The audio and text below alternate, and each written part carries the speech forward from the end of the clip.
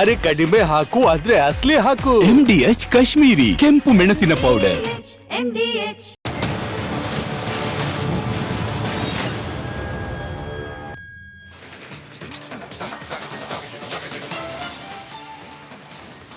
ನಮಸ್ಕಾರ, good morning.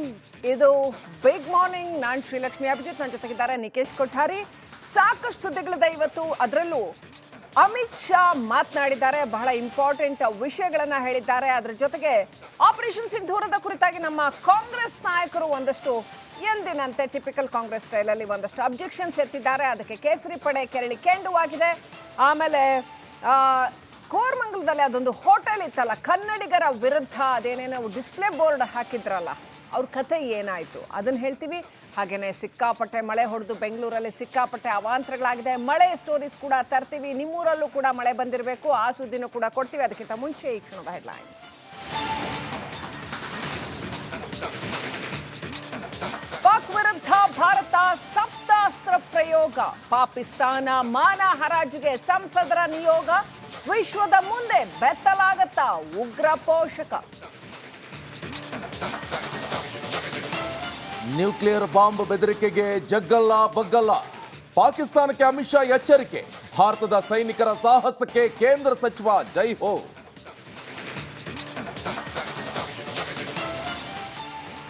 Operation ಸಿಂಧೂರ ಬಗ್ಗೆ ಅನುಮಾನ. ಕೈ ನಾಯಕರ ವಿರುದ್ಧ ಸಿಡಿದ ಕೇಸರಿ ಸೇನೆ. ಕಾಂಗ್ರೆಸ್ಗೆ ಮಾನ ಮರ್ಯಾದೆ ಇಲ್ಲ, ಬಿಜೆಪಿ ಅಸಮಾಧಾನ. ಕನ್ನಡಿಗರನ್ನ ಕೆಣಕಿದ hotel seize. Manager Sarfaraz arrest. ಮಾಲೀಕ ಜಂಸಾದ್ ವಿರುದ್ಧ ದಾಖಲಾಯಿತು ಎಫ್ಐಆರ್.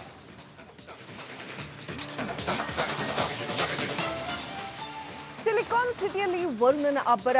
ಧಾರಾಕಾರ ಮಳೆಗೆ ರಾಜಧಾನಿ ತತ್ತರ. ಮನೆಗಳಿಗೆ ನೀರು ನುಗ್ಗಿ ಅವಾಂತರ.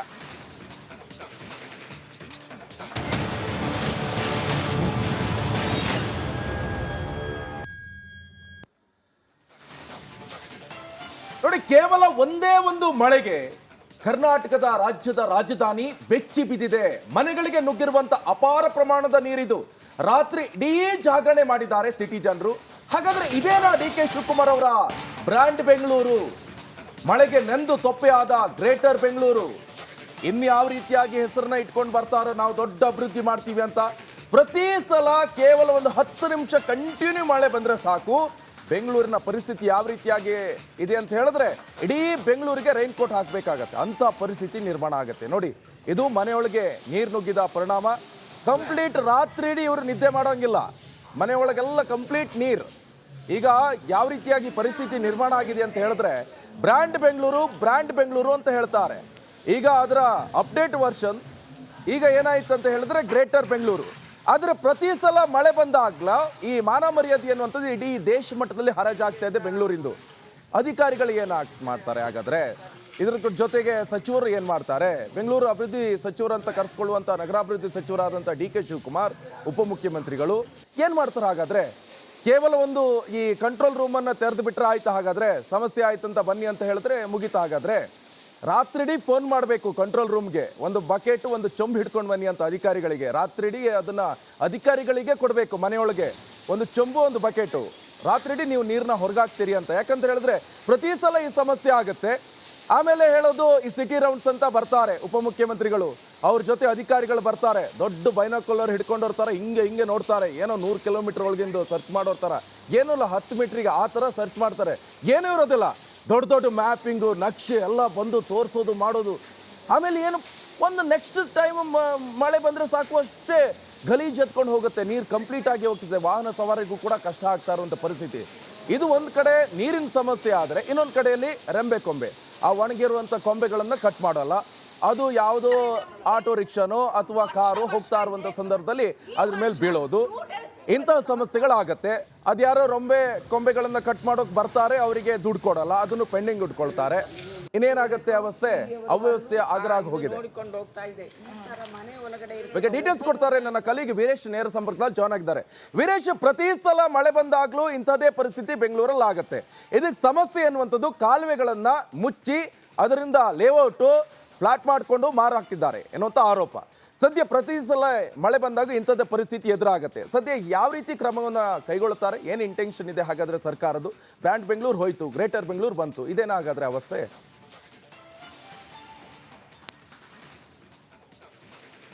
ನಿಕೇಶ್, ನಾನು ಈಗ ಗ್ರೇಟರ್ ಬೆಂಗಳೂರು ಮತ್ತು ಬ್ರ್ಯಾಂಡ್ ಬೆಂಗಳೂರು ಪರಿಸ್ಥಿತಿ ತೋರಿಸ್ತೀನಿ. ಇದು ಡಿ ಕೆ ಶಿವಕುಮಾರ್ ಅವರ ಕನಸಿನ ಬೆಂಗಳೂರು. ನೋಡಿ ಯಾವ ರೀತಿ ಇದೆ ಸಾಯಿ ಲೇಔಟ್ ಪರಿಸ್ಥಿತಿ. ಇದು ಸುಮಾರು ನೀರು ನಿಂತಿದೆ, ಸುಮಾರು ಒಂದು 5 ಅಡಿಯಷ್ಟು ನೀರು ನಿಂತಿದೆ. 20ಕ್ಕೂ ಹೆಚ್ಚು ಮನೆಗಳಿಗೆ ನೀರು ನುಗ್ಗಿದೆ. ಸಾಕಷ್ಟು ತುಂಬ ಹಾನಿಯಾಗಿದೆ. ಇಲ್ಲಿರುವಂಥ ಮನೆಯ ಮಾಲೀಕರು ಈಗ ಮನೆ ಬಿಟ್ಟು ಸಹ ಹೋಗುವ ಪರಿಸ್ಥಿತಿ ನಿರ್ಮಾಣವಾಗಿದೆ. ಯಾಕಂದರೆ ಪ್ರತಿ ಬಾರಿ ಮಳೆ ಬಂದರೆ ಮನೆಗಳಿಗೆ ನೀರು ನುಗ್ಗುತ್ತೆ, ಮನೆಯಲ್ಲಿರುವ ವಸ್ತುಗಳು ಚೆಲ್ಲಾಪಿಲ್ಲಿ ಆಗುತ್ತೆ. ಆದರೆ ಊಟಕ್ಕೆ ತಿಂಡಿಗೆ ಬೇಕಾದ ವಸ್ತುಗಳು ಸಹ ಏನೋ ಬೇಳೆ, ಅಕ್ಕಿ, ಗೋಧಿ ಎಲ್ಲವೂ ಕೊಚ್ಚಿಕೊಂಡು ಹೋಗಿದೆ. ನೋಡಿ ಮನೆಯ ಪರಿಸ್ಥಿತಿ ಯಾವ ರೀತಿ ಇದೆ ಎಂಬುದು. ಎಲ್ಲವೂ ಹಾಳಾಗಿದೆ, ಎಲ್ಲವೂ ಮನೆ ನೀರು ನುಗ್ಗಿದೆ, ಎಲ್ಲವೂ ವಸ್ತುಗಳು ಚೆಲ್ಲಾಪಿಲ್ಲವಾಗಿವೆ, ಕೆಲವೊಂದು ವಸ್ತುಗಳು ಕೊಚ್ಚಿಕೊಂಡು ಹೋಗಿದೆ. ಯಾವ ರೀತಿ ಇದೆ ಎಂಬುದು ತಳಮಟ್ಟದಲ್ಲಿ ಸುಮಾರು ಇಲ್ಲೊಂದು 3 ಅಡಿ ನೀರು ನಿಂತಿದೆ. ಅಧಿಕಾರಿಗಳು ಪ್ರತಿ ಬಾರಿ ಅಧಿಕಾರಿಗಳು ಬರ್ತಾರೆ, ನೋಡ್ತಾರೆ, ಮಾಹಿತಿ ಪಡ್ತಾರೆ. ಒಂದ್ ಕಡೆ ಎಲ್ಲ ಅಳತೆ ಮಾಡ್ಕೊಂಡು ಹೋಗ್ತಾರೆ. ಎಲ್ಲಿ ನೀರು ತಡಿಬೇಕು, ಎಲ್ಲಿ ಪ್ರಮಾಣದಲ್ಲಿ ನೀರು ಬರಲ್ಲ, ಎಲ್ಲವೂ ನೋಡ್ತಾರೆ. ಬಟ್ ಶಾಶ್ವತ ಪರಿಹಾರ ಮಾತ್ರ ಸಾಯಿ ಲೇಔಟ್ ಜನರಿಗೆ ನೀಡಿಲ್ಲ. ಯಾಕಂದ್ರೆ ಇವರೆಲ್ಲ ಟ್ಯಾಕ್ಸ್ ಕಟ್ತಾರೆ, ಕರೆಂಟ್ ಬಿಲ್ ಕಟ್ತಾರೆ, ನೀರಿನ ಬಿಲ್ ಕಟ್ತಾರೆ. ಬಟ್ ಅಧಿಕಾರಿಗಳು ಮಾತ್ರ ಶಾಶ್ವತ ಪರಿಹಾರ ನೀಡುವಲ್ಲಿ ವಿಫಲವಾಗಿದೆ. ಯಾಕಂದ್ರೆ ಸುಮಾರು 20ಕ್ಕೂ ಹೆಚ್ಚು ಮನೆಗಳು ನೀರು ನುಗ್ಗಿದೆ. ಒಂದ್ ಕಡೆ ಬ್ರ್ಯಾಂಡ್ ಬೆಂಗಳೂರು, ಗ್ರೇಟರ್ ಬೆಂಗಳೂರು ಇದೇನಾ ಎಂಬುದು ಒಂದ್ ಕಡೆ ಪ್ರಶ್ನೆ ಮೂಡುತ್ತೆ. ಒಂದ್ ಕಡೆ ಬಿಬಿಎಂಪಿ ಅಧಿಕಾರಿಗಳು ಮಳೆ ಬಂದ್ರೆ ಸೀದಾ ಡೈರೆಕ್ಷನ್ ಹೋಗೋದು ಕಂಟ್ರೋಲ್ ರೂಮ್ಗೆ. ಅಲ್ಲಿ ಹೋಗಿ ಸುಮ್ಮನೆ ಒಂದು ಪೋಸ್ಟ್ ಕೊಡ್ತಾರೆ, 4 ಫೋಟೋ ತೆಗ್ಸಂದ್ರೆ ಅದು ನಮ್ಮ ಮಾಧ್ಯಮಕ್ಕೆ ಕೊಡ್ತಾರೆ. ಅದು ಬಿಟ್ಟರೆ ಕೆಲಸನೇ ಮಾಡಲ್ಲ ಎಂಬುದು ಸ್ಪಷ್ಟ ಗೊತ್ತಾಗುತ್ತೆ. ಯಾಕಂದ್ರೆ ಎಲ್ಲವೂ ರಸ್ತೆಗಳು ಹಾಳಾಗಿವೆ, ನೀರು ನಿಂತಿದ್ದೇವೆ, ವಾಹನ ಸವಾರರು ಪರದಾಡೋ ಪರಿಸ್ಥಿತಿ ನಿರ್ಮಾಣವಾಗಿದೆ. ನೋಡ್ತಿರ್ಬೋದು ಇಲ್ಲೆಲ್ಲ ಸ್ಥಳೀಯರು ಆ ಒಂದು ಭಾಗಕ್ಕೆ ಮನೆಗೆ ಹೋಗ್ಬೇಕು, ಇಲ್ಲಿ ನೀರು ನಿಂತಿದೆ, ಯಾವ ರೀತಿ ಹೋಗ್ಬೇಕು ಅಂತ ಪ್ರಶ್ನೆ ಮಾಡ್ತಾರೆ. ಬಿಬಿಎಂಪಿ ಅಧಿಕಾರಿಗಳು ಇನ್ನೂ ಬಂದಿಲ್ಲ ಸ್ಥಳಕ್ಕೆ. ಈ ಒಂದು ಭಾಗದ ಮನೆ ನೋಡಿರ್ಬೋದು, ಕೆಳಗಡೆ ಮನೆನೇ ಬಿಟ್ಟಿದ್ದಾರೆ. ಯಾಕಂದ್ರೆ ನೀರು ಪ್ರತಿ ಬಾರಿ ಮಳೆ ಬಂದ್ರೆ ನೀರು ಇರುತ್ತೆ. ನೋಡಿ ಯಾವ ಪ್ರಮಾಣದಲ್ಲಿ ಈ ಒಂದು ಭಾಗದಲ್ಲಿ ನೀರು ನಿಂತಿದೆ ಎಂಬುದು. ಹೀಗಾಗಿ ಎಲ್ಲ ಒಂದ್ ಕಡೆ ಬೇಸತ್ತು ಬಿಟ್ಟಿದ್ದಾರೆ ಸಾಯಿ ಲೇಔಟ್ ಜನ. ಒಂದ್ ಕಡೆ ಕೋಟಿ ಏನೋ ಮನೆಗಳ ತಗೊಂಡು ಪರಿಸ್ಥಿತಿ ನೋಡಿದ್ರೆ, ಯಾಕಂದ್ರೆ ಜೀವನ ಮಾಡಕ್ಕಾಗಲ್ಲ. ಎಲ್ಲ ಚರಂಡಿ ನೀರು ತುಂಬಾ ಸ್ಮೆಲ್ ಇದೆ, ಹಾವು ಚೋಳು ಎಲ್ಲವೂ ಬರುತ್ತೆ. ಜೀವನ ಮಾಡೋದು ಹೇಗೆ ಎಂಬುದು ಒಂದ್ ಕಡೆ ಈ ಒಂದು ಭಾಗದ ಸಾರ್ವಜನಿಕರ ಸ್ಥಳೀಯರ ಪ್ರಶ್ನೆ ಆಗಿದೆ. ಎಲ್ಲವೂ ಸಾಯಿ ಲೇಔಟ್ ಎಲ್ಲವೂ ಸಂಪೂರ್ಣ ಜಲವೃತ. ಏನು ಬೆಳಗ್ಗೆ ಈ ಒಂದು ಪ್ರಮಾಣದಲ್ಲಿ ನಿಂತಿದೆ, ರಾತ್ರಿ ವೇಳೆ ನಿನ್ನ ಮಧ್ಯರಾತ್ರಿ ಸುಮಾರು ಒಂದು 5-6 ಅಡಿಯಷ್ಟು ನೀರು ನಿಂತಿತ್ತು. ಯಾಕಂದ್ರೆ ಇಲ್ಲಿ ಸರಾಗವಾಗಿ ಹೋಗಕ್ಕೆ ಒಂದ್ ಕಡೆ ನೀರಿನ ವ್ಯವಸ್ಥೆ ಅಂದ್ರೆ ಚರಂಡಿ ವ್ಯವಸ್ಥೆ ಇಲ್ಲ, ಹೂಳೆತ್ತಿಲ್ಲ. ಸುಮಾರು ಕೋಟಿಗಟ್ಟಲೆ ಹೂಳೆತ್ತಕ್ಕೆ ಹಣ ಬಿಡುಗಡೆ ಆಗತ್ತೆ. ಎಲ್ಲಿಗೆ ಹೋಗುತ್ತೆ? ಬಿಬಿಎಂಪಿ ಅಧಿಕಾರಿಗಳು ಆ ಒಂದು ಹಣವನ್ನು ತೆಗೆದುಕೊಂಡು ಏನ್ ಮಾಡ್ತಾರೆ? ಒಂದ್ ಕಡೆ ಬೇಜವಾಬ್ದಾರಿ. ಪ್ರತಿ ಬಾರಿ ಮಳೆ ಬಂದ್ರೆ ಇದೇ ಸಮಸ್ಯೆ ಆಗುತ್ತೆ. ಒಂದ್ ಕಡೆ ನಾವು ಸ್ಥಳಗಳನ್ನ ಗುರ್ತು ಮಾಡಿದ್ದೇವೆ, ನಾವು ಎಲ್ಲೆಲ್ಲಿ ಸೂಕ್ಷ್ಮ ಪ್ರದೇಶಗಳು ಸ್ಥಳಗಳನ್ನ ನಾವು ರೆಡಿ ಮಾಡಿದ್ದೇವೆ. ಈ ಬಾರಿ ಮಳೆಗೆ ಬಿಟ್ಟಿದ್ದೇವೆ, ಸಭೆ ಮಾಡಿದ್ದೇವೆ ಅಂತ ಹೇಳಿದ್ರೆ ಇಲ್ಲಿ ನೋಡಿದ್ರೆ ಅದೇ ಪರಿಸ್ಥಿತಿ, ಅದೇ ನೀರು, ಅದೇ ಮನೆ ನೀರು ನುಗ್ಗುತ್ತೆ, ರಸ್ತೆಗಳೇ ಜಲವೃತ ಆಗುತ್ತೆ. ಹೀಗಾಗಿ ಸಮಸ್ಯೆ ತಾಂಡವಾಡುತ್ತೆ. ಸಂಬಂಧಪಟ್ಟ ಸಿಎಂ ಎಚ್ಚೆತ್ತುಕೊಳ್ಬೇಕಾಗತ್ತೆ, ಮಾನ್ಯ ಡಿಸಿಎಂ ಅವರು ಎಚ್ಚೆತ್ತುಕೊಳ್ಬೇಕಾಗತ್ತೆ. ಎಲ್ಲೆಲ್ಲಿ ಸಮಸ್ಯೆ ಇದೆ ಬೇಗ ಮಾನ್ಯ ಡಿಸಿಎಂ ಅವರು ಎಚ್ಚೆತ್ತುಕೊಳ್ಬೇಕಾಗತ್ತೆ. ಎಲ್ಲೆಲ್ಲಿ ಸಮಸ್ಯೆ ಇದೆ ಬೇಗ ಬಗೆಹರಿಸಿ ಜನರ ಜೀವನ ಕಾಪಾಡಬೇಕಾಗತ್ತೆ. Nikesh, okay, thank you Veeresh ನಿಮ್ಮೆಲ್ಲ ಮಾಹಿತಿಗೆ.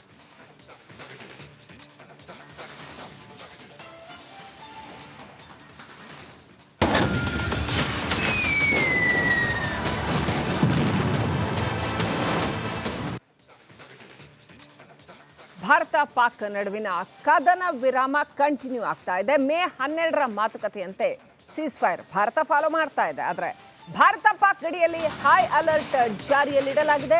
ಗಡಿ ನಿಯಂತ್ರಣ ರೇಖೆಯ ಬಳಿ ಹದ್ದಿನ ಕಣ್ಣಿಟ್ಟು ಕಾಯ್ತಾ ಇದ್ದಾರೆ ನಮ್ಮ BSF ಯೋಧರು.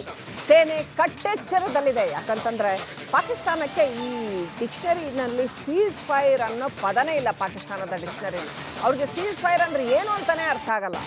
ಆಗ ಅವ್ರಿಗೆ ಫೈರ್ ಅಂತಂದ್ರೆ ಏನು ಅಂತ ಗೊತ್ತಿಲ್ಲ. ಬೇಸಿಕಲಿ ಯುದ್ಧ ಅಂದ್ರೆ ಏನು ಅಂತ ಗೊತ್ತಿಲ್ಲ. ಅದನ್ನು ಜಿಹಾದ್ ಅಂತ ಕರೀತಾರೆ ಅವರು. ಅವ್ರು ಏನು ಮಾಡ್ತಾರೋ ಅದನ್ನೇ ಯುದ್ಧ ಅಂತ ಅನ್ಕೋತಾರೆ ಅವರು. ಆಮೇಲೆ ಅವ್ರಿಗೆ ಸೀಸ್ ಫೈರು ಗೊತ್ತಿಲ್ಲ. ಹಾಗಾಗಿ ಸೇನೆ ಸದಾ ಕಟ್ಟೆಚ್ಚರದಿಂದ ಇದೆ. ಎನಿ ಟೈಮ್ ಪಾಕಿಸ್ತಾನದ ಯಾವುದೇ ಬಗೆಯ ದಾಳಿಯನ್ನು ಎದುರಿಸೋದಕ್ಕೆ ಮತ್ತು ಪ್ರತಿ ದಾಳಿ ಮಾಡೋದಕ್ಕೆ ನಮ್ಮ ಸೈನಿಕರು ಸದಾ ಸನ್ನದ್ಧರಾಗಿದ್ದಾರೆ. ಗಡಿ ಭಾಗದಲ್ಲಿ ಹೈ ಅಲರ್ಟ್ ಯಾವಾಗಲೂ ಮೇಂಟೈನ್ ಮಾಡ್ಕೊಂಡು ಬಂದಿದೆ ಸೇನೆ. ಈಗಲೂ ಕೂಡ ಹೈ ಅಲರ್ಟ್ ಮೇಂಟೈನ್ ಮಾಡಲಾಗಿದೆ.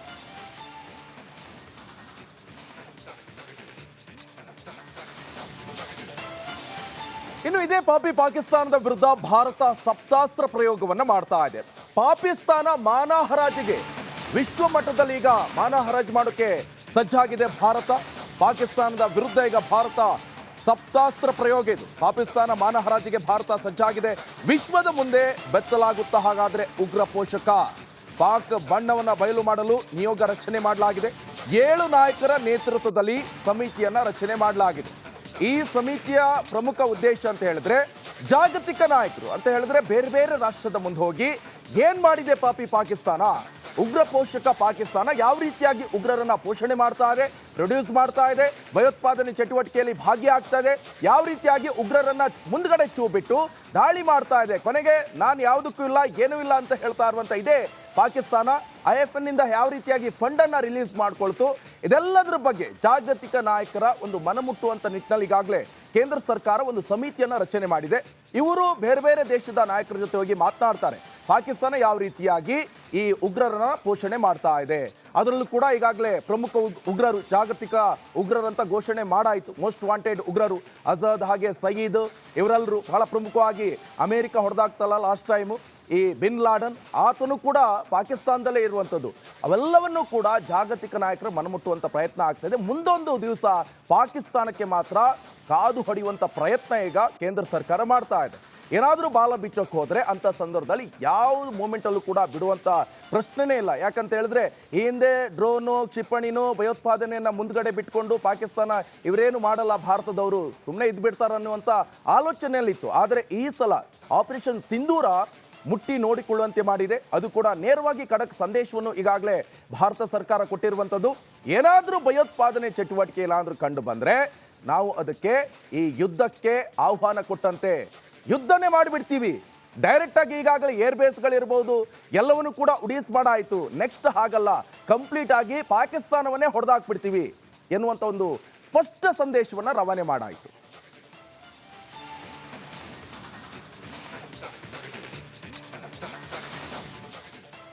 ಈಗ ಶ್ರೀಲಕ್ಷ್ಮಿ ಈಗ ಬಹಳ ಪ್ರಮುಖವಾಗಿ ಬೇರೆ ಬೇರೆ ಜಾಗತಿಕ ನಾಯಕರಿಗೆ ಇದನ್ನ ಅವರಿಗೆ ಮನದಟ್ಟು ಮಾಡಬೇಕಾಗತ್ತೆ, ಗೊತ್ತಿರೋದಿಲ್ಲ. ಪಾಕಿಸ್ತಾನನೂ ಈಗ ಇದೇ ಮಾಡ್ತಾ ಇದೆ. ಅವರು ಒಂದಿಷ್ಟು ಜನ ಸಮಿತಿ ಮಾಡಿಕೊಂಡು ಕಳಿಸುವಂತ ಪ್ರಯತ್ನ ಮಾಡ್ತಾ ಇದೆ. ಅಂದ್ರೆ ನಾವು ಸಾಚರು, ನಾವು ಒಳ್ಳೆಯವರು ಅಂತ. ಜೊತೆಗೆ ಈಗ ಏನೇನು ಕಳ್ಳಬುದ್ಧಿ ಮಾಡಿದೆ, ನರಿಬುದ್ಧಿ ಮಾಡಿದೆ, ಅದೆಲ್ಲವನ್ನೂ ಕೂಡ ಜಾಗತಿಕ ನಾಯಕರಿಗೆ ಮನಮುಟ್ಟು ಪ್ರಯತ್ನ ಇದು ಸಫಲ ಆಗುತ್ತೆ. ಅಂದ್ರೆ ನಿಕೇಶ್, ಈ ಜಗತ್ನಲ್ಲಿ ನೀವು ನೆರೆಟಿವ್ ಅಂತ ಒಂದಿರತ್ತೆ. ನೀವು ಏನು ನೆರೆಟಿವ್ ಸೆಟ್ ಮಾಡ್ತೀರಾ ಅದೇ ಬಹಳ ಮುಖ್ಯ ಪಾತ್ರವನ್ನು ವಹಿಸುತ್ತೆ. ಕಳೆದ ಅರ್ಧ ಶತಮಾನದಿಂದ ಪಾಕಿಸ್ತಾನ ಕಳೆದ 50 ವರ್ಷದಿಂದ ಅವ್ರು ಗೆದ್ದಿರೋದಲ್ಲಿ ಗೊತ್ತಾ ಈ ನೆರೆಟಿವ್ ಸೆಟ್ ಮಾಡೋದ್ರಲ್ಲಿ, ನಾವು ಸೋತಿರೋದಲ್ಲಿ ಗೊತ್ತಾ ಈ ನೆರೆಟಿವ್ ಸೆಟ್ ಮಾಡೋದ್ರಲ್ಲಿ. ನಾವು ಫೈಟ್ ಮಾಡ್ತೀವಿ, ನಾವು ಸತ್ಯವಾಗಿದ್ದೀವಿ, ನಾವು ಸರಿಯಾಗಿದ್ದೀವಿ, ಎಲ್ಲ ಸರಿ. ಆದ್ರೆ ನಾವು ಸೋಲೋದಲ್ಲಿ ಅಂದ್ರೆ ಜಾಗತಿಕವಾಗಿ ನಾವೇನು ಅನ್ನೋದನ್ನ ಜಾಗತಿಕ ನಾಯಕರಿಗೆ ಮುಟ್ಟಿಸುವಲ್ಲಿ. ಅದನ್ನ ಈ ಸಾರಿ ಆಸ್ ಎ ಡಿಫರೆನ್ಸ್ ಈ ಸಾರಿ ಮೋದಿ ಬಹಳ ಬುದ್ಧಿವಂತಿಕೆ ಕೆಲಸ ಮಾಡ್ತಾ ಇದ್ದಾರೆ. ನೀವು ಆ ಸಮಿತಿ ನೋಡಬೇಕು, ಬಹಳ ಮಜಾ ಇದೆ ಆ ಸಮಿತಿನಲ್ಲಿ ಯಾರ್ಯಾರು ಇದ್ದಾರೆ ಅನ್ನೋದು. ಎಲ್ಲ ಪಕ್ಷಗಳ ನಾಯಕರಿದ್ದಾರೆ, ನೀವು ಎಲ್ಲೂ ವಿವಾದನೆ ಮಾಡೋಕ್ಕಾಗಲ್ಲ. ಈ ಹಿಂದೆ PV ನರಸಿಂಹರಾವ್ ಟೈಮಲ್ಲಿ ವಾಜಪೇಯಿ ಅವರನ್ನ ಈ ರೀತಿ ಕಳಿಸಿದ್ರಂತೆ ವಿರೋಧ ಪಕ್ಷದಲ್ಲಿರುವಂಥದ್ದು. ಆ ಥರ ಒಂದು ಸಮಿತಿ 7 ಜನ ನಾಯಕರ ಸಮಿತಿಯನ್ನು ಜಾಗತಿಕ ಮಟ್ಟದಲ್ಲಿ ಕಳಿಸ್ತಾ ಇದ್ದಾರೆ. I think it's a brilliant move. Modi ಅವರು ಜಾಗತಿಕವಾಗಿ ಅಭಿಪ್ರಾಯ ರೂಪಿಸುವಲ್ಲಿ ಬಹಳ ಮಹತ್ವದ ಪಾತ್ರವನ್ನು ವಹಿಸ್ಕೊಂಡು ಬಂದಿರ್ತಾರೆ. That should not be ignored. ಜಾಗತಿಕವಾಗಿ ಭಾರತ ಏನು ಅನ್ನೋದನ್ನ ನಾವೇ ಹೇಳ್ಕೊಬೇಕು. ಯಾಕಂತಂದ್ರೆ ಇದು ಮಾಹಿತಿ ಯುಗ. ಮಾಹಿತಿಯನ್ನ ನೀವು ಹೇಗೆ ಸರಿಯಾಗಿ ಕೊಡ್ತೀರೋ ಅದು ಮಾತ್ರ ಕಮ್ಯುನಿಕೇಟ್ ಆಗುತ್ತೆ. ಅದರ್ವೈಸ್ ಪಾಕಿಸ್ತಾನ ಅದು ದೊಡ್ಡದೊಂದು ಫ್ಯಾಕ್ಟ್ರಿ, ಜಾಗತಿಕವಾದ ಫೇಕ್ ನ್ಯೂಸ್ ಉತ್ಪಾದನೆ ಮಾಡುವ ಫ್ಯಾಕ್ಟ್ರಿ ಅದು. ಅದನ್ನ ನೀವು ಬರೀ ಶಸ್ತ್ರಾಸ್ತ್ರಗಳ ಮೂಲಕ ಫೈಟ್ ಮಾಡಿದ್ರೆ ಮಾತ್ರ ಸಾಲದು. ಈ ರೀತಿಯಾಗಿ ಮಾಹಿತಿ ಮತ್ತೆ ಸ್ಟ್ರಾಟಜಿಕ್ ಆಗಿ ಕೂಡ ಫೈಟ್ ಮಾಡಬೇಕು ಅನ್ಸುತ್ತೆ ನಿಕೇಶ್. ಎಸ್, ಇನ್ನೊಂದು ಕಡೆಯಲ್ಲಿ ಬಹಳ ಪ್ರಮುಖವಾಗಿ ಈ ರಾಜತಾಂತ್ರಿಕ ಅಸ್ತ್ರ ಪ್ರಯೋಗಕ್ಕೆ ಬೆಚ್ಚಿ ಬಿದ್ದು ಹೋಗಿದೆ ಪಾಕಿಸ್ತಾನ. ಭಾರತದ ನಡೆ ಕಾಪಿ ಮಾಡ್ತಾ ಇದೆ ಪಾಕಿಸ್ತಾನ. ವಿದೇಶಗಳಿಗೆ ನಿಯೋಗವನ್ನ ಕಳಿಸುತ್ತಂತೆ ಪಾಕ್. ನೋಡಿ, ಈಗಾಗಲೇ ಅದನ್ನೇ ಮಾತಾಡ್ತಾ ಇದ್ವಿ. ಸೇನೆ ದಾಳಿಗೆ ಸೋತು ಸುಣ್ಣವಾಗಿರುವಂತಹ ಶತ್ರು ರಾಷ್ಟ್ರ ವಿಶ್ವದ ಮುಂದೆ ಸಭ್ಯಸ್ಥ, ನಾನ್ ಸಾಚ ಎನ್ನುವಂಥದ್ದನ್ನ ಒಂದು ನಿಲುವನ್ನ ತೋರಿಸುವಂತಹ ಒಂದು ಪ್ರಯತ್ನವನ್ನ ಈಗ ಪಾಕಿಸ್ತಾನ ಮಾಡೋಕೆ ರೆಡಿ ಆಗಿರುವಂತ. ಏನಂತ ತೋರಿಸ್ತಾರೆ ಈಗ ಆ ಎಲಿಟಿನೋ ಅಥವಾ ಜೈಷೆ ಮೊಹಮ್ಮದೋ Masood Azhar UNESCO noted, UNESCO ಇಂದಾನೇ ಈತ ಭಯೋತ್ಪಾದಕ ಅಂತ ಆತ ಮಾನ್ಯತೆ ಪಡೆದಿರುವಂತ ಭಯೋತ್ಪಾದಕ. ಆತನ ಬಿಲ್ಡಿಂಗು ನಾಶ ಆಯಿತು ಅಂತ ತೋರಿಸ್ತಾರ, ಆತನ ಬಿಲ್ಡಿಂಗನ್ನ ಭಾರತ ನಾಶ ಮಾಡ್ತು ಅಂತ ತೋರಿಸ್ತಾರ, ಲಷ್ಕರ್ ಎ ತೈಬಾ ನೆಲೆಯನ್ನ ಭವಲ್ಪುರದಲ್ಲಿ ಭಾರತ ನಾಶ ಮಾಡ್ತು ಅಂತ ತೋರಿಸ್ತಾರ. How do they prove them selves? ಈ ಸಾರಿ ಹೊಡೆದಿರೋದು ಎಷ್ಟು ಸ್ಟ್ರಾಟಜಿಕ್ ಆಗಿ ಹೊಡೆದಿದ್ದಾರೆ ಅಂದ್ರೆ ಅವ್ರಿಗೆ ಏನೂ ಪ್ರೂವ್ ಮಾಡ್ಕೊಳಕ್ಕಾಗಲ್ಲ. ಆಮೇಲೆ IMF ನಿಂದ ಫಂಡ್ ತಗೊಂಡಿರೋದು ಅಷ್ಟೇ. How do they justify them selves? So ಕಷ್ಟ ಇರೋದು ಎಲ್ಲಿ ಅಂತಂದ್ರೆ ಅವ್ರು ನಿಯೋಗ ಕಳಿಸೋದೊಂದು ವಿಚಾರ ಅಲ್ಲ, ಆದ್ರೆ ಏನಂತ ಹೇಳ್ತಾರೆ, ನಾವು ಒಬ್ಬ ನಾಗರಿಕರಿಗೆ ಹೊಡೆದಿಲ್ಲ, ಅದನ್ನ ಕ್ಲೈಮ್ ಮಾಡ್ಬೋದು ಅವ್ರು. ಮೋಸ್ಟ್ಲಿ ಒಂದಷ್ಟು ಫೇಕ್ ಡಾಕ್ಯುಮೆಂಟ್ ಸೃಷ್ಟಿ ಮಾಡಿ ನಮ್ಮ ನಾಗರಿಕರಿಗೆ ಹೊಡೆದಿದೆ ಭಾರತ ಅಂತ ಹೇಳಬಹುದು, ಗೊತ್ತಿಲ್ಲ. ಆದ್ರೆ ನಾವು ಹೆಚ್ಚಿನ ಏನು ಹಾನಿಯಾಗುವಂತೆ ಯಾವುದನ್ನು ಮಾಡಿಲ್ಲ. ಉಗ್ರರನ್ನ ಅದರಲ್ಲೂ ನೋಟ್ ಮಾಡಿ ರೆಡಿ ಮಾಡಿ ಇಂಥವ್ರು ಇಂತಿಂಥ ಕೃತ್ಯಗಳಲ್ಲಿ ಭಾಗಿಯಾಗಿದ್ರು ಅಂಥ ಉಗ್ರರನ್ನ ಹೊರತುಪಡಿಸಿದ್ರೆ ಬೇರೆ ಯಾರನ್ನೂ ಹೊಡೆದಿಲ್ಲ, ಅಥವಾ ಅಣ್ವಸ್ತ್ರ ಪ್ರಯೋಗ ಮಾಡಿಲ್ಲ, ಅಥವಾ ಬೇರೆ ಯಾವುದೇ ನಾವಾಗೆ ಫಸ್ಟ್ ದಾಳಿ ಮಾಡಿರುವಂಥದ್ದು ಯಾವುದೂ ಮಾಡಿಲ್ಲ. ಹಾಗಾಗಿ ಮೊದಲು ನಿಮಗೆ ನೆನಪಿದೆಯಾ, ಆಪರೇಷನ್ ಸಿಂಧೂರ ಆಗೋಕ್ಕೂ ಮುಂಚೆ ಪಹಲ್ಗಾಂವ್ ದಾಳಿ ಆದ ತಕ್ಷಣ ಇಡೀ ದೇಶದ ಜನರ ಮನಸ್ಸಲ್ಲಿ ಕುದೀತಾ ಇತ್ತು, ಮಾಡ್ಬಿಡ್ಬೇಕು, ಯುದ್ಧ ಮಾಡ್ಬಿಡ್ಬೇಕು, ಹೊಡೆದು ಬಿಡ್ಬೇಕು, ಹೋಗಿ ಸೀದಾ ನುಗ್ಗಿ ಹೊಡೆದು ಬಿಡ್ಬೇಕಂತ. ಸೀದಾ ನುಗ್ಗಿ ಹೊಡೆದು ಬಿಡೋದು ಅಷ್ಟು ಈಸಿ ಇಲ್ಲ. ಆದರೆ ಅದಕ್ಕೆ ಬೇಕಾದಂಥ ಪ್ರಿಪ್ರೇಷನ್ ಇದೆಯಲ್ಲ, ನಾಳೆ ಏನು ಇವತ್ತು ನುಗ್ಗಿ ಹೊಡೆದ್ರೆ ನಾಳೆ ಜಾಗತಿಕ ಸಮುದಾಯದ ಎದುರು ನೀವು ಹೇಗೆ ಜಸ್ಟಿಫೈ ಮಾಡ್ಕೋತೀರಾ? ಅದಕ್ಕೆ ಒಂದು ಪ್ಲಾನಿಂಗ್ ಬೇಕಲ್ವಾ, ಪ್ರಿಪ್ರೇಷನ್ ಬೇಕಲ್ವಾ. ಒಂದು ಮುತ್ಸದ್ದಿ ನಾಯಕ ಮತ್ತು ಆತನ ಜೊತೆ ಅತ್ಯಂತ ಸಮರ್ಥ ನಾಯಕರ ಪಡೆ, ಫಾರ್ ಎಕ್ಸಾಂಪಲ್ ಜೈಶಂಕರ್, ರಾಜನಾಥ್ ಸಿಂಗ್, ಅಜಿತ್ ಧೋವಲ್ ಇದ್ದಾಗ ಮಾತ್ರ ಈ ಥರದ ಒಂದು ಸ್ಟ್ರಾಟಜಿ ರೂಪುಗೊಳ್ಳುತ್ತೆ. ಇನ್ನೊಂದು ಬಹಳ ಪ್ರಮುಖವಾಗಿ ಇಂಪಾರ್ಟೆಂಟ್ ಕ್ವಶನ್ ಅಂತ ಹೇಳಿದ್ರೆ, ಈಗ ಬಿನ್ ಲಾಡನನ್ನ ಅಮೆರಿಕದವರು ಪಾಕಿಸ್ತಾನಲ್ಲಿ ಹೊಡೆದಾಕ್ಬಿಟ್ರು. ಅವನು ಮೋಸ್ಟ್ ವಾಂಟೆಡ್ ಉಗ್ರ, ಜಾಗತಿಕ ಉಗ್ರ ಅಂತ ಗುರುಸ್ಕೊ ಹೊಡೆದಾಕ್ಬಿಟ್ಟಿದ್ರು. ಆದ್ರೆ ಅಂಥವ್ರನ್ನ ಸಾಕಿ ಪೋಷಣೆ ಮಾಡ್ತಾ ಇರೋದು ಪಾಕಿಸ್ತಾನ. ಅದು ಪಾಕಿಸ್ತಾನದ ನೆಲದಲ್ಲಿ ಹೋಗಿ ಹೊಡೆದಾಕಿದ್ರು. ಅವರಿಗೆಲ್ಲ ಗೊತ್ತಿಲ್ವ ಹಾಗಾದ್ರೆ ಪಾಕಿಸ್ತಾನದ ಉಗ್ರರು ಯಾವ ರೀತಿಯಾಗಿ ಸೇಫ್ ಆಗಿದ್ರು? ನಾಟಕ ಆಡೋದಾ, ಡಬಲ್ ಸ್ಟ್ಯಾಂಡರ್ಡ್ ಹಾಗಾದ್ರೆ ಅಮೆರಿಕದ್ದು? ಪ್ರಶ್ನೆ ಏನ್ ಗೊತ್ತಾ, ಸಿ ಅಮೆರಿಕಕ್ಕೆ FBA is the strongest, world's strongest investigative agency ಅಲ್ವಾ, ಗುಪ್ತಚರ ಸಂಸ್ಥೆ. ಅಮೆರಿಕಕ್ಕಾಗಲಿ ರಷ್ಯಾಕ್ಕಾಗಲಿ ಏನೇನು ಆಗ್ತಿದೆ ಜಗತ್ತಲ್ಲಿ ಯಾವ್ಯಾವ ದೇಶಗಳು ಸಂಪೂರ್ಣ ಮಾಹಿತಿ ಇರುತ್ತೆ ಪ್ರತಿದಿನ. ಇಟ್ಸ್ ಜಸ್ಟ್ ದಟ್ ಯಾರು ಹೆಂಗೆ ಆಟ ಆಡ್ತಾರೆ, ಗ್ಲೋಬಲ್ ಗೇಮಲ್ಲಿ ಯಾರು ಹೆಂಗೆ ಆಟ ಆಡ್ತಾರೆ ಅನ್ನೋದಷ್ಟೇ. ಅಲ್ಲಿ ಅವರ ನೆರೇಟಿವ್ ಇದೆಯಲ್ಲ, ನಾನಾಗಲೇ ಹೇಳಿದ್ನಲ್ಲ, ಇದು ಅಂತ ಒಂದು ಡೆಫಿನಿಷನ್, ನೀವು ಅದನ್ನು ಹೆಂಗೆ ನೆರೇಟ್ ಮಾಡ್ತೀರಾ ಜಗತ್ತಿಗೆ ನಿಮಗೆ ಗೊತ್ತಿರುತ್ತೆ. ಏನು ಯಾವ್ದು ಸತ್ಯ ಯಾವ್ದು ಸುಳ್ಳು, ಪಾಕಿಸ್ತಾನ ಏನು ಮಾಡ್ತಾ ಇದೆ, ಭಾರತ ಏನು ಮಾಡ್ತಾ ಇದೆ, ನಮ್ಮ ಸ್ಟ್ರಾಟಜಿ ಏನು ಅವ್ರ ಸ್ಟ್ರಾಟಜಿ ಏನು ಎಲ್ಲ ಗೊತ್ತಿರುತ್ತೆ. ಬಟ್ ಜಾಗತಿಕ ಸಮುದಾಯದ ಎದುರು ನೀವು ಹೆಂಗೆ ಅದನ್ನು how do you put forth, ಹೆಂಗೆ ಅದನ್ನು ಪ್ರೆಸೆಂಟ್ ಮಾಡ್ತೀರಾ ಅನ್ನೋದು, ಅದು ಬಹಳ ದೊಡ್ಡ ಸ್ಟ್ರಾಟಜಿ ಬೇಕು ಅದಕ್ಕೆ. ಸೊ ಅದರಲ್ಲಿ ಮೋಸ್ಟ್ಲಿ ನಾವು ಈ ಸಾರಿ ಗೆಲ್ತಾ ಇದೀವಿ ಅಂತ ಅನ್ಸುತ್ತೆ. ಅಮೆರಿಕಕ್ಕೆ ಎಲ್ಲವೂ ಗೊತ್ತಿದೆ, ಗೊತ್ತಿಲ್ಲದೆ ಏನಲ್ಲ. ಅಮೆರಿಕ ತನ್ನ ಹಿತವನ್ನು ನೋಡುತ್ತೆ, ತಾನು ಯಾವಾಗಲೂ ದೊಡ್ಡಣ್ಣ ಆಗಿ ಉಳಿಯೋದಕ್ಕೆ ಇದರಲ್ಲಿ ನಾನು ಹೆಂಗೆ ಯೂಸ್ ಮಾಡ್ಕೊಳ್ಳಿ ಈ ಅಪಾರ್ಚುನಿಟಿನ ಅಂತ ನೋಡುತ್ತೆ. ದಟ್ಸ್ ವಾಟ್ ಟ್ರಂಪ್ ಡಿಡ್ ಅಲ್ವಾ. ಈಗ ಉಕ್ರೇನ್ ರಷ್ಯಾ ಯುದ್ಧ ಆದಾಗ ಮೋದಿ ಬರಲಿ, ಮೋದಿ ಶಾಂತಿ ಮಾತುಕತೆಗೆ ಇನಿಷಿಯೇಟ್ ಮಾಡಲಿ ಅಂತ ಜಗತ್ತು ಬಯಸ್ತು. ಅಷ್ಟು ದೊಡ್ಡ ನಾಯಕರಾಗಿ ಬೆಳೆದ್ರು ಮೋದಿ. ಆಗ ಎಲ್ಲೋ ಒಂದು ಕಡೆ ಒಳಗಡೆ ಅಮೆರಿಕಕ್ಕೆ ಹೊಟ್ಟೆವ್ರಿ ಆಗಿರುತ್ತಲ್ವಾ, ತನ್ನ ದೊಡ್ಡಣ್ಣ ಸ್ಥಾನ ಕಳೆದು ಹೋಗ್ಬಿಡತ್ತೆ ಅಂತ. ಒಂದು ಎರಡನೇದು, ದೊಡ್ಡಣ್ಣ ಸ್ಥಾನ ಬರೀ ಒಬ್ಬ ನಾಯಕರಿಂದ ಮಾತ್ರ ಬರುವಂಥದ್ದಲ್ಲ. ಅಮೆರಿಕ ದೊಡ್ಡಣ್ಣ ಆಗಿದ್ದು ಹೇಗೆ ಅಂತ ಅಂದ್ರೆ, ಅಲ್ಲಿ ಯುದ್ಧಾಸ್ತ್ರಗಳು, ಶಸ್ತ್ರಾಸ್ತ್ರಗಳ ವ್ಯಾಪಾರದಿಂದ ಅಷ್ಟು ದೊಡ್ಡ ಎಕಾನಮಿ ಆಗಿ ಬೆಳೆದಿದ್ದು ಅಮೆರಿಕ ಶಸ್ತ್ರಾಸ್ತ್ರಗಳ ವ್ಯಾಪಾರದಿಂದ. ಇವತ್ತು ನಾವು ಯುದ್ಧ ಗೆದ್ದಿರೋದು ಬರೀ ಪಾಕಿಸ್ತಾನದ ವಿರುದ್ಧ ಅಲ್ಲ, ಇಂಡೈರೆಕ್ಟ್ಲಿ ಅಮೆರಿಕದ ವಿರುದ್ಧ, ಇಂಡೈರೆಕ್ಟ್ಲಿ ಚೀನಾದ ವಿರುದ್ಧ. ಯಾಕಂತಂದ್ರೆ ಇವತ್ತು ಭಾರತದ ಯುದ್ಧಾಸ್ತ್ರಗಳಿಗೆ, ಬ್ರಹ್ಮೋಸ್ನಂಥ ಯುದ್ಧಾಸ್ತ್ರಗಳಿಗೆ, ಬ್ರಹ್ಮೋಸ್ 2 ಕೂಡ ರೆಡಿ ಆಗ್ತಾ ಇದೆ.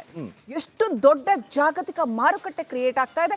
ಏನಿಲ್ಲ ಅಂದ್ರೂ ಕನಿಷ್ಠ $2 ಬಿಲಿಯನ್, $2,000 ಬಿಲಿಯನ್ ಆಗೋಷ್ಟು ನಮಗೆ ಆಲ್ರೆಡಿ ಆರ್ಡರ್ಸ್ ಬರ್ತಾ ಇದೆ. ನಮಗೂ ಕೊಡಿ ನಿಮ್ಮ ಯುದ್ಧಾಸ್ತ್ರಗಳನ್ನ ಅಂತ.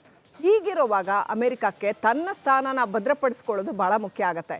ಅದಕ್ಕೆ ಈ ಭಾರತ ಪಾಕಿಸ್ತಾನ ನಡುವೆ ನಾವಿದ್ದೀವಿ, ನಾವು ನಿಮ್ಮನ್ನ ಶಾಂತಿ ಮಾತುಕತೆ ಅಥವಾ ಸೀಸ್ ಫೈರ್ ನಾವು ತರ್ತೀವಿ ಅನ್ನೋ ಒಂದು. ಇನ್ನೊಂದಲ್ಲಿ ಪಾಕಿಸ್ತಾನದಲ್ಲಿ ಒಂದು ಏರ್ ಬೇಸ್ ಮಾಡ್ಬೇಕಾಗತ್ತೆ ಅಮೆರಿಕಕ್ಕೆ. ಯಾಕಂತ ಹೇಳಿದ್ರೆ ಅಲ್ಲಿ ತಾಲಿಬಾನ್ ಇಂದ ಇದ್ದಿದ್ದು ಓಡಿಸ್ಬಿಟ್ರು. ಗ್ವಾದಾರ್ ಏರ್ಪೋರ್ಟ್ ಬಗ್ಗೆ ಹೇಳ್ತಾ ಇದ್ದಾರೆ. ಹೌದು, ಏರ್ ಬೇಸ್ ಇಲ್ಲ ಅಂದ್ರೆ ಅದು ಕೂಡ ಸಮಸ್ಯೆ ಆಗ್ತಾ ಇದೆ. ಇನ್ನೊಂದು ಗ್ವಾದಾರ್ ಮೇಲೆ ಕಂಟ್ರೋಲ್ ತಗೊಳ್ಳೋದಕ್ಕೆ ಭಾರತ, ಚೀನಾ, ಅಮೆರಿಕ 3, ಯಾಕಂದ್ರೆ that's an important port.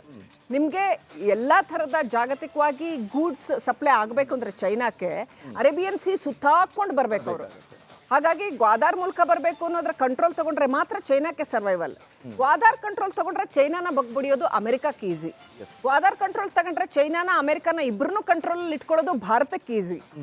So it's all a global game. U C, ಒಂದು ಜಿಯೋ ಪೊಲಿಟಿಕಲ್ ಗೇಮ್ ಇದು. ಯುದ್ಧ ಅನ್ನೋದೊಂದು ಬಹಳ ಸಿಂಪಲ್ ಆಗಿ ನಮಗೆ ಮೇಲ್ನೋಟಕ್ಕೆ ಕಂಡ್ರು ಕೂಡ ಪಾಕಿಸ್ತಾನ ಈಗ ಯೋಚನೆ ಮಾಡಬೇಕು, ತಾನು ಇದರಲ್ಲಿ ಪಾನ ಅಥವಾ ಒಂದು ಪಾಕಿಸ್ತಾನ ಏನ್ ತಿಳ್ಕೊಳತ್ತೆ ಅಂತಂದ್ರೆ ತಾನು ಇದರಲ್ಲಿ ಮೇನ್ ರೋಲ್ ಅಂತ ತಿಳ್ಕೊಳುತ್ತೆ. ನಾನಲ್ಲಿ ಪಹಲ್ಗಾಮಲ್ಲಿ ಒಂದು ಘಟನೆ ಮಾಡೋದ್ರ ಮುಖಾಂತರ ಏನೋ ಒಂದು ಇನಿಷಿಯೇಟ್ ಮಾಡ್ತಾ ಇದ್ದೀನಿ ಅಂತ. Is it truly so? Okay, next operation ಸಿಂಧೂರದ ಮೂಲಕ ಪಾಪಿ ಪಾಕಿಸ್ತಾನಕ್ಕೆ ಬುದ್ಧಿ ಕಲಿಸಿರುವಂತ ಭಾರತ ಇದೀಗ ಶತ್ರುಗಳಿಗೆ ಮತ್ತೊಂದು ಪೆಟ್ಟು ಕೊಡಲು ಮುಂದಾಗಿದೆ. ಅದು ಕೂಡ ಮೋದಿ ಸರ್ಕಾರ ವಿದೇಶಕ್ಕೆ ನಿಯೋಗವನ್ನ ಕಳಿಸ್ತಾ ಇರುವಂಥದ್ದು. ಪಾಪಿ ಪಾಕಿಸ್ತಾನದ ಕರಾಳ ಸತ್ಯವನ್ನ ಅವರು ಬಯಲು ಮಾಡಲಿದ್ದಾರೆ.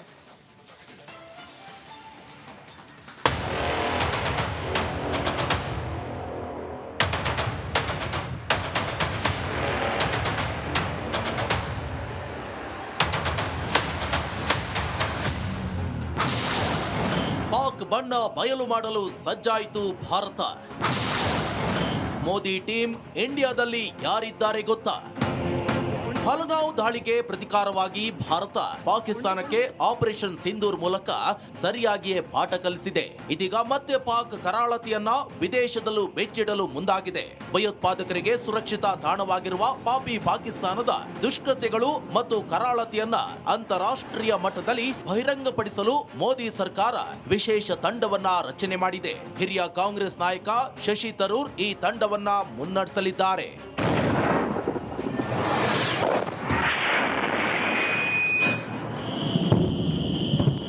ಶಶಿ ತರೂರ್ ವಿಶ್ವಸಂಸ್ಥೆಯಲ್ಲೂ ಸೇವೆ ಸಲ್ಲಿಸಿದ್ದಾರೆ. ಆದ್ದರಿಂದ ಅವರ ಅನುಭವ ಪರಿಗಣಿಸಿ ಪಾಕಿಸ್ತಾನದ ವಿರುದ್ಧ ಅಂತಾರಾಷ್ಟ್ರೀಯ ಅಭಿಯಾನವನ್ನ ನಡೆಸಲು ರಚಿಸಲಾದ ತಂಡದ ಜವಾಬ್ದಾರಿ ಸರ್ಕಾರ ವಹಿಸಿದೆ. ಶಶಿ ತರೂರ್ ಅಮೆರಿಕ ಮತ್ತು ಯುರೋಪ್ನ ಇತರ ಕೆಲವು ದೇಶಗಳಿಗೆ ಭೇಟಿ ನೀಡಲಿದ್ದಾರೆ. ಪಾಕಿಸ್ತಾನದ ಪಿತೂರಿಗಳ ಬಗ್ಗೆ ಸಾರ್ವಜನಿಕರಲ್ಲಿ ಅಭಿಪ್ರಾಯ ಸೃಷ್ಟಿಸಲಿದ್ದಾರೆ.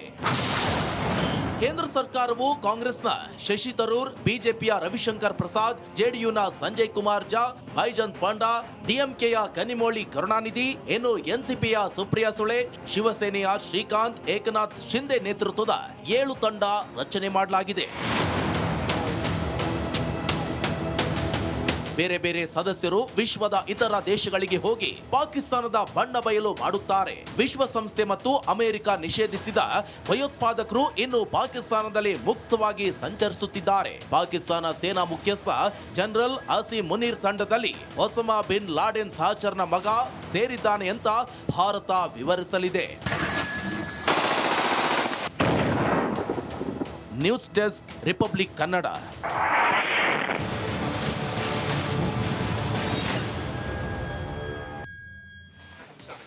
Welcome back. ನೋಡಿ, ನಮ್ಮ ನೇವಿ ಹೊಸದೊಂದು ವಿಡಿಯೋ ಮಾಡಿದೆ.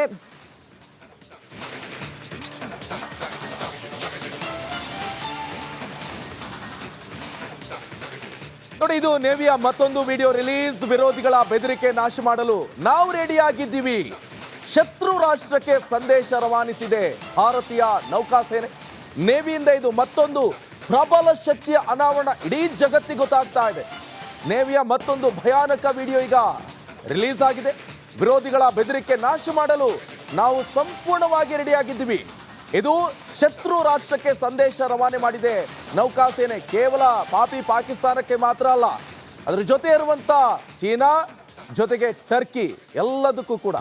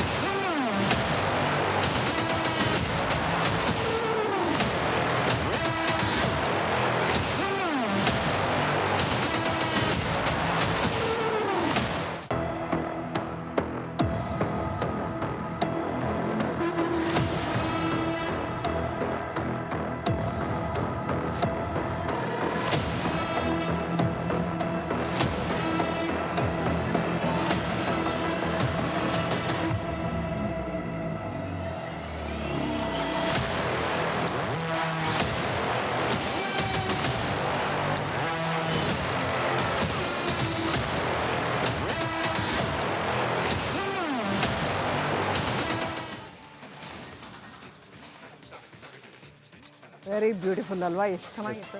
ಹಿತವಚನ್ ತೂನೆ ಮೇರಾ ನಹಿ ಮಾನ, ಮೈತ್ರಿ ಕಾ ಮೂಲ್ಯ ತೂನೆ ನಹಿ ಸಮझाನ ಅಂತ.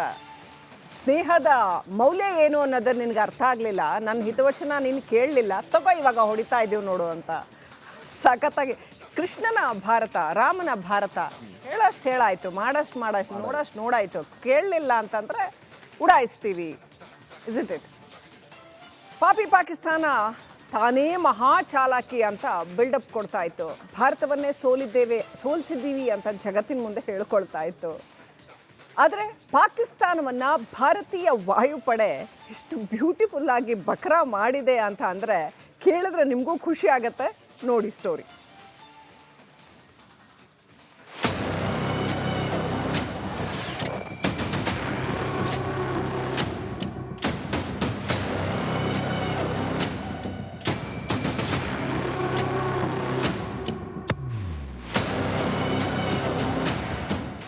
ಏಪ್ರಿಲ್ 22ರಂದು ನಡೆದ ಪಹಲ್ಗಾಮ್ ದಾಳಿಯ ನಂತರ ಭಾರತ ಆಪರೇಷನ್ ಸಿಂಧೂರದ ಮೂಲಕ ಪ್ರತೀಕಾರದ ದಾಳಿ ನಡೆಸಿತ್ತು. ಪಾಕಿಸ್ತಾನ ಮತ್ತು ಪಾಕಿಸ್ತಾನ ಆಕ್ರಮಿತ ಕಾಶ್ಮೀರದಲ್ಲಿ 9 ಉಗ್ರರ ನೆಲೆಗಳ ಮೇಲೆ ಎರಗುವ ಮೂಲಕ ಭಯೋತ್ಪಾದನೆಯ ವಿರುದ್ಧ ಖಡಕ್ ಸಂದೇಶ ರವಾನಿಸಿತ್ತು. ಆದರೆ ಭಾರತೀಯ ಸಶಸ್ತ್ರ ಪಡೆಗಳ ಗುಂಡಿನ ಶಕ್ತಿಯ ಜೊತೆಗೆ ನಮ್ಮ ಸೈನ್ಯ ಮಾಡಿದ ಪಕ್ಕಾ ಪ್ಲಾನ್ಗಳು ಪಾಕ್ ಸೇನೆಯನ್ನ ಇನ್ನಿಲ್ಲದಂತೆ ಕಾಡಿಬಿಟ್ಟಿತ್ತು.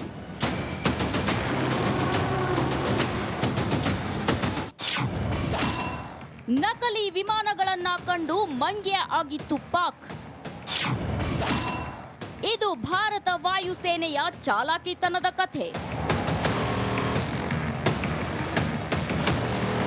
ಆಪರೇಷನ್ ಸಿಂಧೂರ ಸಮಯದಲ್ಲಿ ಪಾಕಿಸ್ತಾನವು ಚೀನಾ ಕೊಟ್ಟ ಏರ್ ಡಿಫೆನ್ಸ್ ಸಿಸ್ಟಂಗಳನ್ನ ಬಳಸಿತ್ತು. ಆ ಏರ್ ಡಿಫೆನ್ಸ್ ಸಿಸ್ಟಂಗಳನ್ನ ದಾರಿ ತಪ್ಪಿಸಲು ಭಾರತೀಯ ವಾಯುಪಡೆ ಫೈಟರ್ ಜೆಟ್ಗಳಂತೆ ಕಾಣೋ ನಕಲಿ ವಿಮಾನಗಳನ್ನ ಬಳಸಿತ್ತು.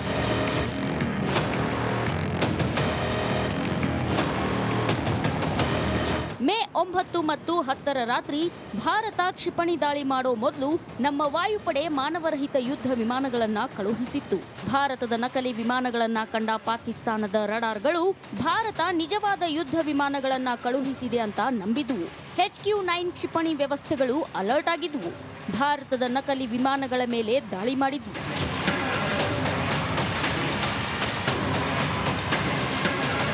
ಇನ್ನೊಂದು ಕಡೆ ಭಾರತೀಯ ವಾಯುಪಡೆಯು ಪಾಕಿಸ್ತಾನದ ವಾಯುನೆಲೆಗಳ ಮೇಲೆ ಲಾಂಗ್ ರೇಂಜ್ ಕ್ಷಿಪಣಿಗಳನ್ನು ಬಳಸಿ ದಾಳಿ ಮಾಡಿತು. 15 ಬ್ರಹ್ಮೋಸ್ ಕ್ಷಿಪಣಿಗಳು ಮತ್ತು ಸ್ಕಲ್ಪ್, ರ್ಯಾಂಪೇಜ್ ಮತ್ತು ಕ್ರಿಸ್ಟಲ್ ಮೇಜ್ ಕ್ಷಿಪಣಿಗಳನ್ನು ಬಳಸಲಾಗಿತ್ತು.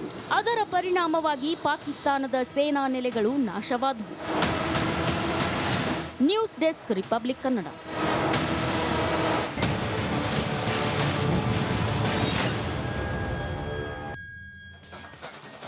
Welcome back. ಈ ಪಾಕಿಸ್ತಾನ ಎನ್ನುವಂಥದ್ದು ಮಾತೆತ್ರ ಸಾಕು, ನಮ್ಮ ಹತ್ರ ಅಣುಬಾಂಬ್ ಇದೆ, ಸ್ಫೋಟ್ ಮಾಡಿಬಿಡ್ತೀವಿ, ಹೊಡೆದಾಕ್ಬಿಡ್ತೀವಿ, ಬರೀ ಸುಳ್ಳು ಪೊಳ್ಳನ್ನು ಹೇಳ್ತಾ ಇದೆ. ಇದೇ ಪಾಕ್ ಅಣುಬಾಂಬ್ ಬೆದರಿಕೆಗೆ ಖಡಕ್ ಎಚ್ಚರಿಕೆಯನ್ನು ಈಗ ಭಾರತ ಕೊಟ್ಟಿದೆ. ಅದರಲ್ಲೂ ಕೂಡ ಬಹಳ ಪ್ರಮುಖವಾಗಿ ಉಗ್ರ ಪೋಷಕನಿಗೆ ಕೇಂದ್ರ ಗೃಹ ಸಚಿವ ಅಮಿತ್ ಶಾ ಖಡಕ್ ವಾರ್ನ್ ಮಾಡಿದ್ದಾರೆ. ಪಾಕ್ ನ್ಯೂಕ್ಲಿಯರ್ ಬಾಂಬ್ ಬೆದರಿಕೆಗೆ ನಾವು ಜಗ್ಗಲ್ಲ ಬಗ್ಗಲ್ಲ. ಜಿನ್ನಾಲ್ಯಾಂಡ್ ವಿರುದ್ಧ ಬೆಂಕಿ ಉಗುಳಿದ್ದಾರೆ ಅಮಿತ್ ಶಾ ಅವರು. ಭಾರತದ ಸೈನಿಕರ ಸಾಹಸ ಹೊಗಳಿದ್ದಾರೆ ಕೇಂದ್ರ ಸಚಿವ ಅಮಿತ್ ಶಾ ಅವರು.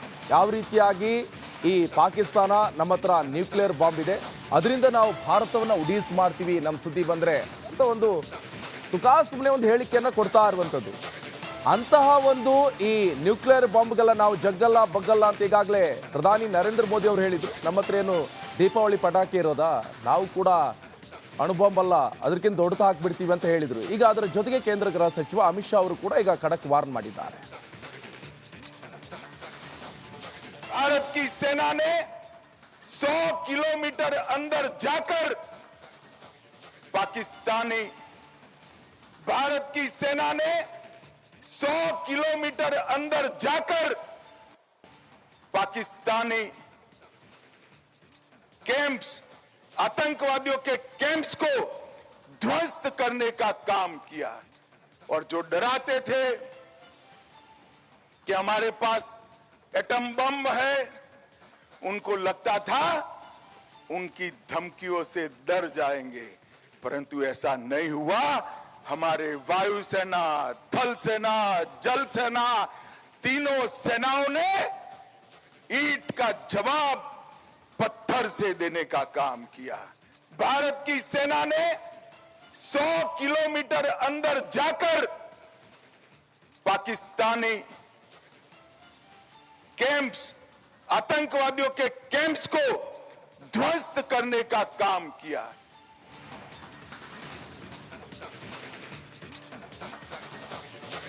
ನಮ್ಮ ಸಹೋದ್ಯೋಗಿ ರಂಜಿತ್ ಶಿರ್ಯಾರ್ ಲೈವ್ ಕನೆಕ್ಟ್ ಆಗಿದ್ದಾರೆ. ಕಳೆದ ಹಲವು ದಿನಗಳಿಂದ ರಂಜಿತ್ ಇನ್ನೊಂದು ಸ್ವಲ್ಪ ದಿನ ಹೋದರೆ ಜಮ್ಮು ಕಾಶ್ಮೀರದವರೇ ಆಗ್ಬಿಡ್ತಾರೆ. Good morning Ranjit.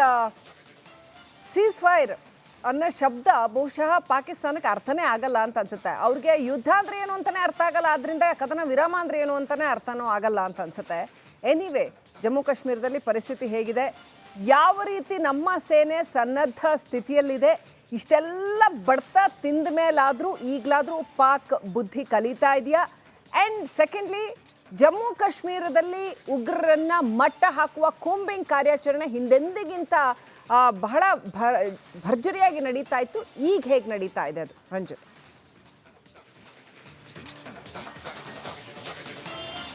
Yes, exactly Srilakshmi.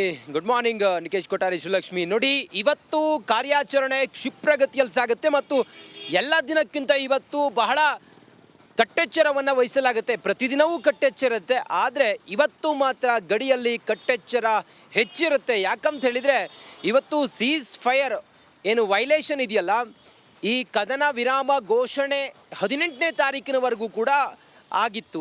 ಇವತ್ತು ರಾತ್ರಿ ಏನಾದರೂ ಪಾಕಿಸ್ತಾನ ಮತ್ತೆ ಬಾಲ ಬಿತ್ತು ಅಂಥೇಳಿ ಆದರೆ ಅವರು ಬಾಲ ಕಟ್ ಮಾಡೋದಕ್ಕೆ ನಮ್ಮ ಗಡಿಯಲ್ಲಿ ಸೇನೆ BSFನ ಯೋಧರು ಈಗ ಎಲ್ಲ ರೀತಿಯಲ್ಲೂ ಕೂಡ ಸನ್ನದ್ಧರಾಗಿದ್ದಾರೆ.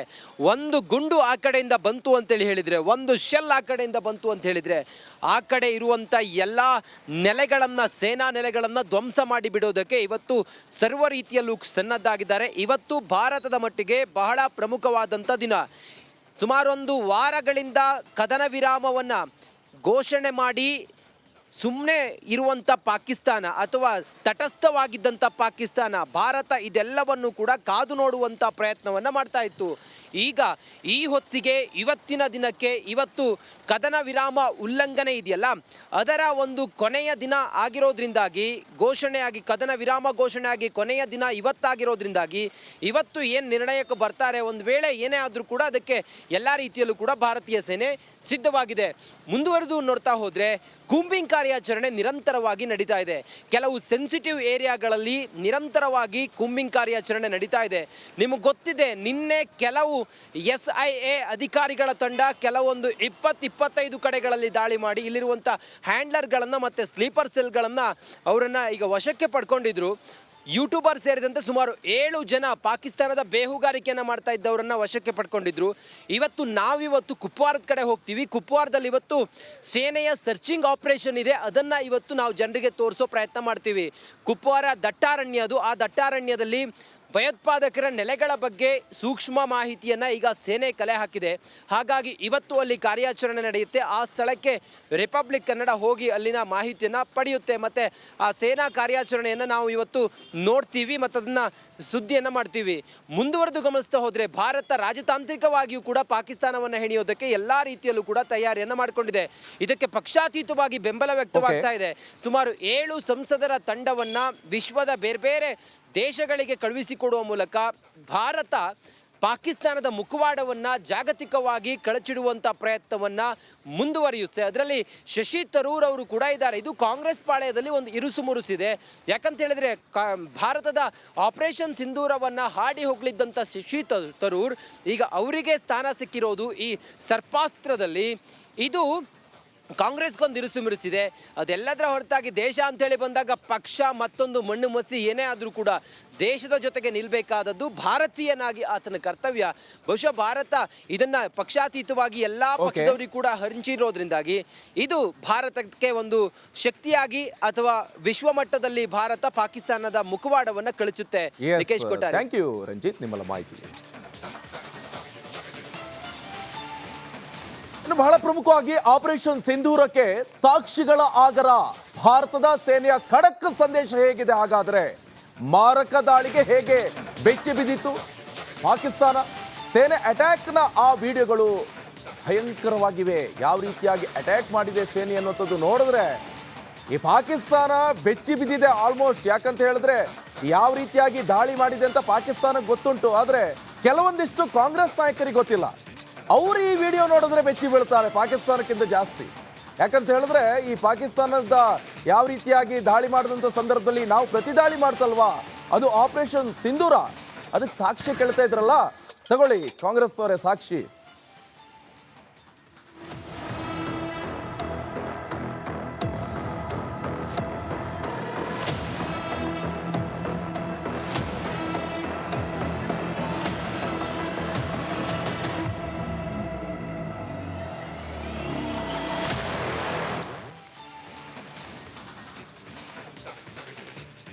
ಬೇಕಾದಷ್ಟು ವಿಡಿಯೋಗಳು, ಇಡೀ ಜಗತ್ತಿನೆದುರು ಭಾರತ ಆ ವಿಡಿಯೋಗಳನ್ನು ತೆರೆದಿಟ್ಟಿದೆ. ಭಾರತ ಸೇನೆಯ ಆ ದಾಳಿಯ ವಿಡಿಯೋಗಳು ಪಾಕನ್ನು ಬೆಚ್ಚಿ ಬೀಳಿಸಿವೆ. ಈ ನಿದ್ರೆ ಬಂದಂಗೆ ನಾಟಕ ಮಾಡೋರನ್ನ ಎಬ್ಸಕ್ಕಾಗಲ್ವಂತೆ, ನಿದ್ದೆ ಬಂದವ್ರನ್ನ ಎಬ್ಬಿಸ್ಬೋದು. ಪಾಕ್ ಖಂಡಿತ ಈ ವಿಡಿಯೋಗಳಿಗೆ ಬೆಚ್ಚಿ ಬಿದ್ದಿದೆ. ಇಡೀ ಜಗತ್ತು ಈ ವಿಡಿಯೋಗಳನ್ನು ನೋಡಿ ಅಚ್ಚರಿ ಪಡ್ತಾ ಇದೆ. ಆದರೆ ನಮ್ಮ ಭಾರತದ ನಿಕೇಶ್ ಹೇಳಿದಾಗೆ ಕಾಂಗ್ರೆಸ್ ಮುಖಂಡರಿಗೆ ಮಾತ್ರ, ಯಾಕಂತಂದ್ರೆ ಅವ್ರಿಗೆ ಗೊತ್ತು ಅವ್ರು ಮಾಡ್ತಾ ಇರೋದೇ ರಾಜಕೀಯಕ್ಕಾಗಿ ಕೊಡ್ತಾ ಇರೋ ಹೇಳಿಕೆಗಳು ಅಂತ. ಹಾಗಾಗಿ ಅವ್ರನ್ನ ಯಾರು ಕನ್ವಿನ್ಸ್ ಮಾಡೋಕ್ಕಾಗಲ್ಲ. Let us keep them aside.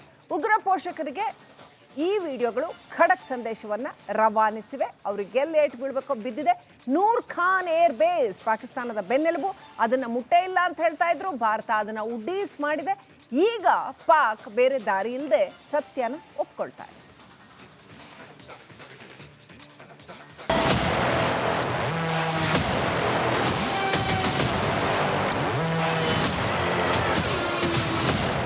ನೇವಿಯಿಂದ ಮತ್ತೊಂದು ವಿಡಿಯೋ ರಿಲೀಸ್. ಶತ್ರು ರಾಷ್ಟ್ರಕ್ಕೆ ನೌಕಾಸೇನೆ ಖಡಕ್ ಸಂದೇಶ. ಆಪರೇಷನ್ ಸಿಂಧೂರಕ್ಕೆ ಪಾಕ್ ಅಕ್ಷರಶಃ ಬೆಚ್ಚಿ ಬಿದ್ದಿದೆ. ಯಾಕಪ್ಪ ಭಾರತದ ವಿರುದ್ಧ ಕಾಲು ಕೆರೆದು ಜಗಳ ತೆಗೆದೆ ಅಂತ ಭಯದಲ್ಲೇ ಕಾಲ ಕಳೆಯುತ್ತಿದೆ. ಸೇನೆಯ ಆಪರೇಷನ್ ಉಗ್ರ ಪೋಷಕ ಪಾಕಿಸ್ತಾನಕ್ಕೆ ನುಂಗಲಾರದ ತುತ್ತಾಗಿದೆ. ಸೇನೆ ರಿಲೀಸ್ ಮಾಡಿರೋ ಆ ವಿಡಿಯೋಗಳಿಗೆ ಬೆಚ್ಚಿ ಬಿದ್ದಿದೆ.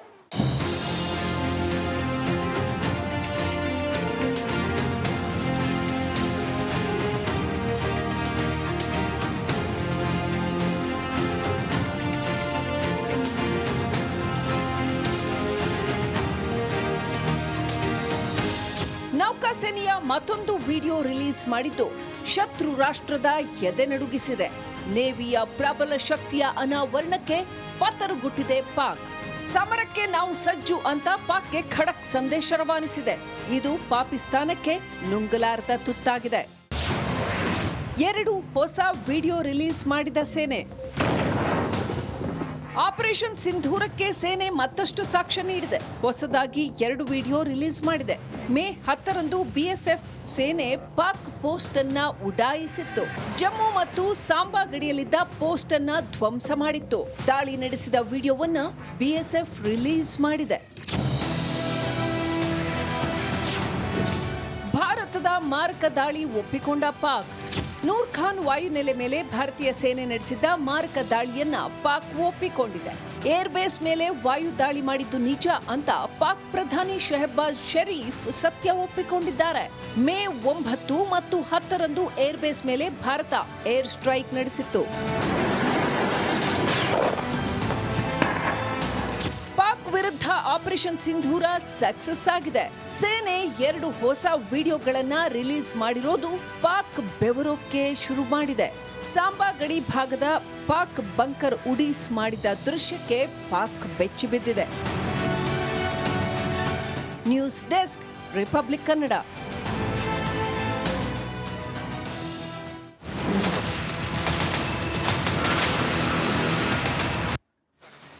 ಇನ್ನು ಈ ನರರಕ್ಕಸರ ವಿರುದ್ಧ ಆಪರೇಷನ್ ಸಿಂಧೂರ ಕಾರ್ಯಾಚರಣೆ ಸಕ್ಸಸ್ಫುಲ್ ಆಗಿದೆ.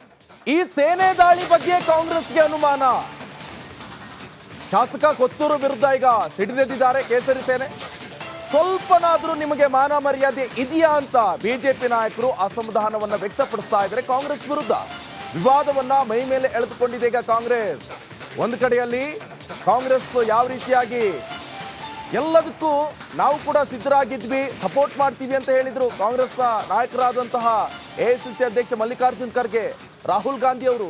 ಈಚೆ ಕಡೆ ಬಂದರೆ ಕೊತ್ತೂರು ಮಂಜುನಾಥ್ ಅವರು ಗರ್ನಲ್ ಹೊಡಿತಾ ಇದ್ದಾರೆ. ಎಂತ ಅವಸ್ಥೆ ನೋಡಿ. ಏನ್ ಕತೆ ಇದು ಕಾಂಗ್ರೆಸ್ ಡಬಲ್ ಸ್ಟ್ಯಾಂಡರ್ಡ್ ಏನು ಅಂತ ಡೆಫಿನೆಟ್ಲಿ ನಿಮ್ಗೇನು ಅನ್ಸುತ್ತೆ? ಡೆಫಿನೆಟ್ಲಿ ಸರಿನಾ. ಚಿಕ್ಕ ಮಕ್ಳಿಗೆ ಕೇಳಿದ್ರು ಅವರು ಏನು ಹೇಳಬೇಕೋ ಹೇಳ್ತಾರೆ. ಯುದ್ಧದ ಬಗ್ಗೆ ಅಥವಾ ದೇಶದ ಬಗ್ಗೆ ಕೇಳಿದ್ರೆ ಯಾರು ಕೂಡ ಈ ಸಂದರ್ಭದಲ್ಲಿ ದೇಶದ ವಿರುದ್ಧ ಮಾತಾಡೋದು, ಸೇನೆ ಪ್ರಶ್ನೆ ಮಾಡೋದು, ನಿರ್ಧಾರಗಳನ್ನ ಪ್ರಶ್ನೆ ಮಾಡೋದು ಮಾಡಕ್ ಹೋಗಲ್ಲ. ನೀವು ಮಾತೆತ್ತಿದ್ರೆ ನೀವು ಇಸ್ರೇಲ್ ಉದಾಹರಣೆ ಕೊಡ್ತೀರಿ. ಆ ಇಸ್ರೇಲ್ ಅಲ್ಲಿ ಹಿಂಗೆ ಮಾಡ್ತಾರಾ, ಕಚ್ಚಾಡ್ತಾರ ಅಲ್ಲಿ? ನಾವೇನಾದ್ರೂ ಒಂದು ವೇಳೆ ಭಾರತ ಒಂಚೂರು ವೀಕ್ನೆಸ್, ಥೋಡಸ ಕಮ್ಜೋರಿ ಅಂತಾರಲ್ಲ, ಅದೇನಾದ್ರೂ ಭಾರತದಲ್ಲಿ ಇದ್ರೆ ಅದು ಈ ಕಾರಣಕ್ಕಾಗಿ. ಸಾಮರ್ಥ್ಯದಲ್ಲಿ ಕೊರತೆ ಇಲ್ಲ, ಆದ್ರೆ ಇಂಥವ್ರು ಇರ್ತಾರಲ್ಲ, ಬೆಂದ ಮನೇಲಿ ಗಳ ಹಿಡಿಯೋ ಬುದ್ಧಿ ಇದು. ಅಂಥ ಸಿಚುವೇಶನ್ ಅಲ್ಲೂ ಕೂಡ ತಮ್ಮ ಸ್ವಾರ್ಥ ನೋಡುವಂಥದ್ದು. ಅವ್ರು ಯಾಕೆ ಹೀಗೆ ಮಾಡ್ತಾರೆ ಹೇಳಿ? ಯಾಕೆ ಮಾಡ್ತಾರೆ ಹೇಳಿ ಕಾಂಗ್ರೆಸ್ನವ್ರು ಈ ಥರ? ರಾಜಕೀಯಕ್ಕಾಗಿ, ಓಟ್ಗೋಸ್ಕರ. ಅವ್ರಿಗೆ ಓಟ್ ಬಿಟ್ರೆ ಬೇರೆ ಏನು ಬೇಡವಾ? ಹಾಗಾದ್ರೆ ದೇಶದ ಒಟ್ಟು ಹಿತಾಸಕ್ತಿ ಬೇಡವಾ? ಹಾಗಾದ್ರೆ ಮೊದಲಿಂದನೂ ಇದೇ ಆಗೋಯ್ತು. ನಿಕೇಶ್ ನೋಡಿರ್ಬೋದು, ನೀವು ಕೂಡ ನೋಡಿರ್ತೀರ, ಸುಮಾರು ಒಂದು 10-15 ವರ್ಷದಿಂದ ಕಾಂಗ್ರೆಸ್ ಇಲ್ಲ, ನಾನು ದೇಶದ ಸಮಗ್ರತೆಯನ್ನು ಪ್ರಶ್ನೆ ಮಾಡೋದಿಲ್ಲ, ಸೈನಿಕರ ವಿಚಾರವನ್ನು ಪ್ರಶ್ನೆ ಮಾಡೋದಿಲ್ಲ, EVMಗಳನ್ನು ಪ್ರಶ್ನೆ ಮಾಡೋದಿಲ್ಲ ಅಂತಿಲ್ಲ. ನಂಬಿಕೆನೇ ಇಲ್ಲ ಅವ್ರಿಗೆ ದೇಶದಲ್ಲಿ ನಂಬಿಕೆ ಇದೆಯಾ ಅನ್ನೋ ಪ್ರಶ್ನೆ ನಿಜಕ್ಕೂ ನಮ್ಗೆ ಆಶ್ಚರ್ಯ ಆಗುತ್ತೆ, ಯಾಕೆ ಹೀಗೆ ಮಾಡ್ತಾರೆ ಅಂತ. ಶತ್ರು ರಾಷ್ಟ್ರ ಪಾಕಿಸ್ತಾನ ಯಾವ ಧ್ವನಿಯಲ್ಲಿ ಮಾತಾಡ್ತಾ ಇದೆಯೋ, ಪಾಕಿಸ್ತಾನ ಯಾವ ಡೌಟ್ಗಳನ್ನ ಎತ್ತುತ್ತಾ ಇದೆಯೋ, ನಮ್ಮ ಕಾಂಗ್ರೆಸ್ ನಾಯಕರುಗಳು ಅದೇ ಡೌಟ್ಗಳನ್ನ ಎತ್ತುತ್ತಾರೆ, ಅದೇ ಧ್ವನಿಯಲ್ಲಿ ಮಾತಾಡ್ತಾರೆ. ಅಂದ್ರೆ ಏನರ್ಥ? ಸಪೋರ್ಟ್ ಮಾಡ್ತಾ ಇದ್ರು ಪಾಕಿಸ್ತಾನಕ್ಕೆ ಅಂತ ಇಂಡೈರೆಕ್ಟ್ ಆಗಿ. ತಾನೇ ಮೋಸ್ಟ್ಲಿ ಕೊತ್ತೂರು ಮಂಜುನಾಥ್ ಜಾಗ ಇರಬೇಕೇನೋ ಪಾಕಿಸ್ತಾನದಲ್ಲಿ, ಅಥವಾ ಫ್ಲಾಟ್ ಸಿಟಿ ನಿರ್ಮಾಣ ಮಾಡ್ಕೊಂಡು. ಅದು ಇನ್ನೂ ಹೆಂಗೆ ಅಂತಂದ್ರೆ, ರಫೇಲ್ ದಾಳಿ ಮಾಡ್ತು ಅಂತಂದ್ರೆ ಅಥವಾ S-400 ಅಂದ್ರೆ ಅವರು ಸ್ಕ್ವೇರ್ ಫೀಟ್ಗೆ ಎಷ್ಟು ಅಂತ ಕೇಳ್ತಾರೆ. He is a real estate man ಅಲ್ವಾ? ಅಲ್ಲ, ಇವರಿಗೆಲ್ಲ ಬೆಂಗಳೂರಲ್ಲಿ ಈ ತರ ಕೊಚ್ಚಿ ಹೋಗ್ತಾ ಇದೆ, ರೋಡ್ ಈ ತರ ಸಮಸ್ಯೆ ಆಗ್ತಾ ಇದೆ, ನೀರು ಬಂದ್ರೆ ಮುಳುಗತ್ತೆ, ಅದ್ರ ಬಗ್ಗೆ ಮಾತಾಡೋದು ಇಷ್ಟ, ಅದನ್ನ ಮಾಡಕ್ಕಾಗಲ್ಲ ಅವ್ರಿಗೆ, ಮಾತಾಡೋಕ್ಕಾಗಲ್ಲ, ಯೋಗ್ಯತೆ ಇಲ್ಲ ಅವರಿಗೆ ಮಾತಾಡೋಕೆ. ಮತ್ತೆ ಭಾರತದ ಸಾಮರ್ಥ್ಯದ ಬಗ್ಗೆ, ಸೇನಾ ಸಾಮರ್ಥ್ಯದ ಬಗ್ಗೆ 10-15 ವರ್ಷಗಳು, ದಶಕಗಳನ್ನ ತಗೊಂಡು ಅಬ್ದುಲ್ ಕಲಾಂ ಟೈಮಿಂದ ವಿಷನ್ ಇಟ್ಕೊಂಡು ಡೆವಲಪ್ ಮಾಡಿರುವಂತ ಸಿಸ್ಟಮ್ ಇವೆಲ್ಲ. ಸೇನೆ ರಾಜಕಾರಣಿಗಳಿಗೋಸ್ಕರ ಇಲ್ಲ, ರಾಜಕೀಯಕ್ಕೋಸ್ಕರ ಇಲ್ಲ, ಅವ್ರು ನಿರಂತರವಾಗಿ ಇದನ್ನ ಮಾಡ್ತಾ ಇರ್ತಾರೆ. ಯುದ್ಧ ಆಗಲಿ, ಈಗ ರಾಮೇಶ್ವರಂ ಕೆಫೆ ಬಂದು ಸ್ಫೋಟ ಮಾಡಿದ್ರಲ್ಲ, ಸ್ಫೋಟ ಮಾಡೋ ಸಂದರ್ಭದಲ್ಲಿ ಇವ್ರ ಸರ್ಕಾರ ಇದೆ ಕಾಂಗ್ರೆಸ್, ಏನೇನು ಗೊತ್ತಾಯ್ತಾ ಅವರಿಗೆ? ಗುಪ್ತಚರ ಇಲಾಖೆ ಗೊತ್ತಾಯ್ತಾ? ಮಾತಾಡೋಕೆ ಅಷ್ಟು ಸಾಕ್ಷಿ ಕೇಳ್ಬೋದಿತ್ತಲ್ಲ ಅವರು. Exactly, correct. ಸಮಸ್ಯೆ ನೋಡಿ, ಇದು ಕಾಂಗ್ರೆಸ್ ನಾಯಕರ ಸಮಸ್ಯೆ. ಆಪರೇಷನ್ ಸಿಂಧೂರ ವಿಚಾರದಲ್ಲಿ ಒಂದಿಲ್ಲೊಂದು ವಿವಾದ ಸೃಷ್ಟಿಸ್ತಾನೇ ಇರ್ಬೇಕು, ಅವ್ರಿಗೊಂದು ಕೌಂಟರ್ ನರೇಟಿವ್ ಸೃಷ್ಟಿ ಮಾಡ್ತಾನೆ ಇರಬೇಕು. ಆದ್ರೆ ದುರಂತ ಏನು ಗೊತ್ತಾ, ಪಾಕಿಸ್ತಾನದ ನರೇಟಿವ್ ಜೊತೆ ಇವರ ನರೇಟಿವ್ ಬಹಳ ಸಿಮಿಲರ್ ಇದೆ ಅಂತ. ಪಾಕಿಸ್ತಾನ ಏನು ಹೇಳ್ತಾ ಅದನ್ನೇ ಇವರು ಹೇಳ್ತಾರೆ. ಈ ಸಾಲಿಗೆ ಈಗ ಹೊಸದಾಗಿ ಮಂಕಾಳ ವೈದ್ಯ ಸೇರ್ಪಡೆ ಆಗಿದ್ದಾರೆ. ಇದಕ್ಕೆ ಬಿಜೆಪಿ ಕೆರಳಿ ಕೇಂದ್ರವಾಗಿದೆ.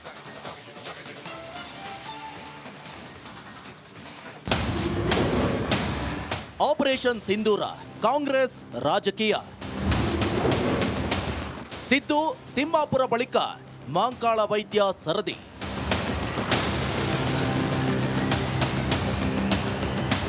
ಕಾಂಗ್ರೆಸ್ ನಾಯಕರಿಗೆ ಅದೇನಾಗಿದೆಯೋ ದೇವರೇ ಬಲ್ಲ. ನಮ್ಮ ಸೇನೆ ಯಾವುದೇ ಕಾರ್ಯಾಚರಣೆ ನಡೆಸಿದ್ರು ಕೂಡ ಮೊದಲು ಅನುಮಾನ ಬರುವುದೇ ಕಾಂಗ್ರೆಸ್ನವರಿಗೆ.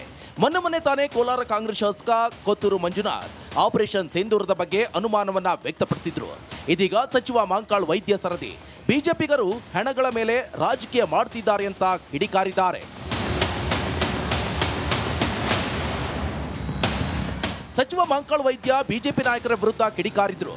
ಇನ್ನು ಆಪರೇಷನ್ ಸಿಂಧೂರ್ ಬಗ್ಗೆ ನಮಗೆ ಗೌರವವಿದೆ, ನಮ್ಮ ಹೆಣ್ಣುಮಕ್ಕಳ ಸಿಂಧೂರ ಅಳಿಸಿದವರ ವಿರುದ್ಧ ಕ್ರಮ ಕೈಗೊಳ್ಳಲು ನಾವು ಬೆಂಬಲಿಸಿದ್ದೆವು. ಆದರೆ ಬಿಜೆಪಿಗರಿಗೆ ಹಣಗಳು ಬೀಳಬೇಕು, ಅವರಿಗೆ ಸಾವೇ ರಾಜಕೀಯ ಬಂಡವಾಳ ಎಂದರು. ಸಾಯುವುದೇ ನೋಡ್ತಾ ಇರ್ತಾರೆ ಬಿಜೆಪಿ ಅವರು, ಅದು ರಾಜಕಾರಣ ಮಾಡೋದು. ಹಾಗಾಗಿ ನಾನು ನೇರವಾಗಿ ಹೇಳ್ತೀನಿ, ಇಲ್ಲಿ ಯಾವುದೇ ರೀತಿಯಲ್ಲಿ ಧರ್ಮ ಅಥವಾ ಏನು ಜಾತಿ ಏನೂ ಇಲ್ಲ. ದೇಶ ಮುಖ್ಯ. ದೇಶದ ಬಗ್ಗೆ ನಾವು ನಮ್ಮ ಸಲುವಾಗಿ ಅಥವಾ ಈ ದೇಶದ ಸಲುವಾಗಿ ತ್ಯಾಗ ಮಾಡ್ತಾ ಇದ್ದಾರೆ ಯಾರು? ಯೋಧರು. ಅವ್ರು ಮುಖ್ಯ ನಮಗೆ, ಅವರೇ ದೇವರು. ಮೋದಿ ಅಲ್ಲ, ಯಾರ ಕಾಲು ಹಿಡಿದು ಸಾಯ್ಲಿ ಅವ್ರಿಗೆ ನಮಸ್ಕಾರ ಮಾಡಬೇಕು ಬಿಟ್ರೆ ಅವ್ರು ನಮಸ್ಕಾರ ಮಾಡುವಂತ ಪರಿಸ್ಥಿತಿಯಲ್ಲಿ ನಮ್ಮ ಯೋಧರಿಗೆ ನಾವು ಬಿಡೋದಿಲ್ಲ, ನಮ್ಮ ಪಕ್ಷ ಬಿಡೋದಿಲ್ಲ. ಕಾಂಗ್ರೆಸ್ಗೆ ಮೋದಿ ಯಶಸ್ಸು ಸಹಿಸಿಕೊಳ್ಳಲಾಗ್ತಿಲ್ಲ. ಪ್ರತಿನಿತ್ಯನೂ ಕೂಡ ಮೋದಿ ಅವರನ್ನ ಟೀಕೆನ ಮಾಡುವಂಥದ್ದು, ಇಲ್ಲ ಸಲ್ಲದಂತಹ ಆರೋಪಗಳನ್ನು ಮಾಡುವಂಥದ್ದು, ಇಂದಿರಾ ಗಾಂಧಿ ಅವರಿಗೆ ಹೋಲಿಸೋದಕ್ಕೆ ಹೊರಡುವಂಥದ್ದು, ಈ ರೀತಿ ಪ್ರಯತ್ನಗಳು ಸತತವಾಗಿ ನಡೀತಾ ಇದೆ. ಅದರಲ್ಲೂ ಕೂಡ ನಮ್ಮ ಕರ್ನಾಟಕದಲ್ಲಿ ಒಂದಿಬ್ಬರು ಮಂತ್ರಿಗಳು ಹಾಗೂ ಒಂದಿಬ್ಬರು MLAಗಳು ಪ್ರತಿನಿತ್ಯನೂ ಕೂಡ ಈ ಹಳ್ಳಿನಲ್ಲಿ ಬೆಳಗ್ಗೆ ಎದ್ದು ಕೂಡಲೇ ಮನೆ ಸುತ್ತ ಇರುವಂಥ ಮರ ಗಿಡಗಳಲ್ಲಿ ಕಾಗೆಗಳು ಬಂದು ಕಾಕಾ ಕಾಕಾ ಅಂತಾರಲ್ಲ, ಹಾಗೆ ಪ್ರತಿನಿತ್ಯ ಮೋದಿಯವರ ಬಗ್ಗೆ ಕೆಡುಕು ಮಾತಾಡ್ತಾರೆ. ದಾಳಿಯಾಗಿದ್ದರ ಹಿನ್ನೆಲೆಯಲ್ಲಿನೇ 14 ಕೋಟಿ ರೂಪಾಯಿ ಯಾರು ಅಜರ್ ಮಸೂದ್ ಅವರ ಸಂಬಂಧಿಕರು ಅವ್ರ ಕುಟುಂಬದವರು ಏನು ಹತ್ಯೆ ಆದರೂ ಪರಿಣಾಮವಾಗಿಯೇ ಅವ್ರಿಗೆ ಮನೆ ಕಟ್ಟಿಕೊಡೋದಕ್ಕೋಸ್ಕರ ಮತ್ತು ಅವರ ಫ್ಯಾಮಿಲಿಗೆ 14 ಕೋಟಿ ರೂಪಾಯಿ ಪಾಕಿಸ್ತಾನ ಸರ್ಕಾರನೇ ಕೊಡ್ತಾ ಇದೆ. ನಮ್ಮ ಕೊತ್ವಾಲ್ ಮಂಜು ಅವರು ಕೇಳ್ತಾ ಇದ್ದಾರೆ ಸಾಕ್ಷಿ ಏನಿದೆ ಅಂತ. 14 ಕೋಟಿ ರೂಪಾಯಿ ಕೊಟ್ಟಿರೋದು ಸಾಕ್ಷಿ ಅಲ್ವಾ ಕೊತ್ವಾಲ್ ಮಂಜು ಅವರೇ? ನಮ್ಮ ಸೈನಿಕರ ಶೌರ್ಯದ ಬಗ್ಗೆ ಅನುಮಾನವನ್ನು ವ್ಯಕ್ತ ಮಾಡ್ತಾ ಇದ್ದಾರೆ. ಅಂದರೆ ಕಾಂಗ್ರೆಸ್ ಏನು ಮಾಡೋಕ್ಕೆ ಹೊರಟಿದೆ? ದೇಶದಲ್ಲಿ ಸಂಕಷ್ಟದ ಸಂದರ್ಭದಲ್ಲಿ ಕಾಂಗ್ರೆಸ್ ಪ್ರತಿ ಸಂದರ್ಭದಲ್ಲೂ ಇದನ್ನು ಮಾಡ್ತಾ ಬಂತು. ಕಳೆದ ವರ್ಷ, ಅದಕ್ಕೆ ಹಿಂದಿನ ವರ್ಷ ನಮ್ಮ ಸೈನಿಕರೇ ಹೋಗಿ ಟಾರ್ಗೆಟ್ ಮಾಡಿ ಹೊಡೆದು ಬಂದರೂ ಕೂಡ ಅದಕ್ಕೆ ಸಬೂಬು ಕೇಳಿದರು, ಅದಕ್ಕೆ ಸಾಕ್ಷಿ ಕೇಳಿದರು. ಮತ್ತೆ ಸಾಕ್ಷಿ ಕೇಳುವಂಥ ದುಷ್ಕೃತ್ಯವನ್ನು ಇವತ್ತು ಕಾಂಗ್ರೆಸ್ ಮಾಡ್ತಾ ಇದೆ. ಕೊತ್ತೂರು ಮಂಜುನಾಥ್ ಕರೆದು ಮಾತನಾಡುತ್ತೇನೆ. ನೋಡಿ, ಇಡೀ ನಮ್ಮ ಪಕ್ಷ, ನಮ್ಮ ದೇಶದ ಸೈನಿಕರು, ದೇಶದ ಸ್ವಾಭಿಮಾನ ಇದೆ, ಅವ್ರೇನು ಹೇಳಿದಾರೆ ಕರೆದು ಮಾತಾಡ್ತೀವಿ. ಕಾಂಗ್ರೆಸ್ ನಾಯಕರು ಇರಲಾರದೆ ವಿವಾದವನ್ನ ಮೈ ಮೇಲೆ ಎಳೆದುಕೊಳ್ಳುತ್ತಿರುವುದಂತೂ ಸತ್ಯ. Bureau report, republic Kannada.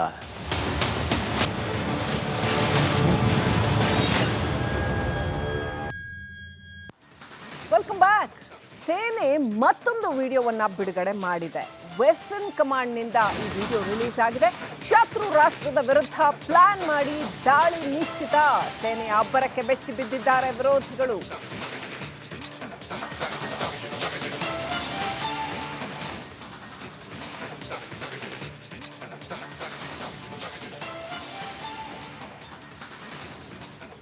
ಯುದ್ಧ ಸನ್ನದ್ಧವಾಗಿರುವಂತಹ ಇಂಡಿಯನ್ ಆರ್ಮಿ ಸೇನಾ ದಳ ಹೇಗಿದೆ ನೋಡಿ, ಭೂಸೇನೆ.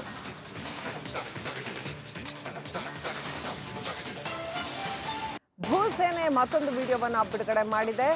ನಮ್ಮ ಶಸ್ತ್ರಸಜ್ಜಿತ ಯುದ್ಧ ಸನ್ನದ್ಧ, ಕಾಂಬ್ಯಾಟ್ ರೆಡಿ ಅಂತ ಹೇಳ್ತೀವಲ್ಲ, ಇಂಡಿಯನ್ ಆರ್ಮಿ ಹೇಗೆ ರೆಡಿ ಇದೆ, ಹೇಗೆ ಕಾರ್ಯಾಚರಣೆ ನಡೆಸ್ತಾ ಇದೆ ಅನ್ನೋಂಥ ವಿಡಿಯೋಗಳು ಎಲ್ಲ ರಿಯಲ್ ಟೈಮ್ ಫುಟೇಜಸ್.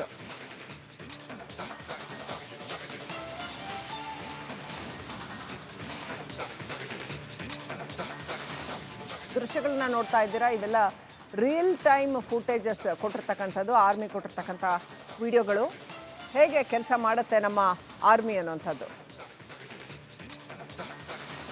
ನೇವಿ ವಿಡಿಯೋಗಳು ಕೂಡ ನೋಡಿದ್ವಿ. ಇವ್ರನ್ನೆಲ್ಲ ಈ ನಮ್ಮ ಸ್ಟೇಟ್ ಕಾಂಗ್ರೆಸ್ಸಲ್ಲಿ ನೀವು ಬ್ರೇಕಲ್ಲಿ ಹೇಳ್ತಾ ಇದ್ದಂಗೆ ಇವ್ರನ್ನೆಲ್ಲ ಒಂದು ಕೆಲಸ ಮಾಡಬೇಕು, ಒಂದು ಥಿಯೇಟ್ರಲ್ಲಿ ಕರ್ಕೊಂಬಂದು ಕೂರಿಸಿ ಇದಷ್ಟು ಸಾಲ್ ಫುಟೇಜ್ ಅಷ್ಟು ಪ್ಲೇ ಮಾಡಿ ನೋಡ್ಕೊಳ್ಳಿ ಅಂತ ಬಿಡಬೇಕು ಅಂತ ಅನ್ಸುತ್ತೆ. ಅವ್ರನ್ನೇ ಕಳಿಸ್ಬಿಡ್ಬೇಕು. ಈ ಥರ ಎಲ್ಲ ಇನ್ನೂ ಬೆಸ್ಟ್, ಗನ್ ಕೊಟ್ಬಿಟ್ಟು ಕಳಿಸ್ಬಿಡ್ಬೇಕು. ಜಮೀರ್ ಒಬ್ಬರೇ ಹೇಳಿದ್ದು ಅದೇನೋ ಸೂಸೈಡ್ ಬ್ಯಾಗ್ ಹಾಕೊಂಡು ಹೋಗ್ತೀನಿ ಅಂತ. ಎಲ್ಲರಿಗೂ ಒಂದೊಂದು ಬ್ಯಾಗ್. ಅವ್ರಿಗೆ ಗೊತ್ತಿಲ್ಲ ಆತ್ಮಹತ್ಯೆ ನಮ್ಮ ಸೈನ್ಯದಲ್ಲಿ ಇಲ್ಲ ಅಂತ, ಆದ್ರೆ ಒಂದು ಮಾತಾಡಿದ್ರು. ನಿಜವಾಗ್ಲು ಬೇರೆ ನಾಯಕರಿಗೆ ಹೋಲಿಕೆ ಮಾಡಿದ್ರೆ ಜಮೀರ್ ಅವ್ರು ಎಷ್ಟೋ ಬೆಟರ್ ಅನಿಸ್ತಾ ಇದೆ. ಪಾಪ ಅವ್ರಿಗೆ ಆ ಸೂಸೈಡ್ ಬ್ಯಾಗ್ದ ಸುಮಾರು ಕಿವಿಗೆ ಬೀಳ್ತಾ ಇತ್ತೇನೋ, ಬೀಳ್ತಾ ಇತ್ತೋ ಗೊತ್ತಿಲ್ಲ.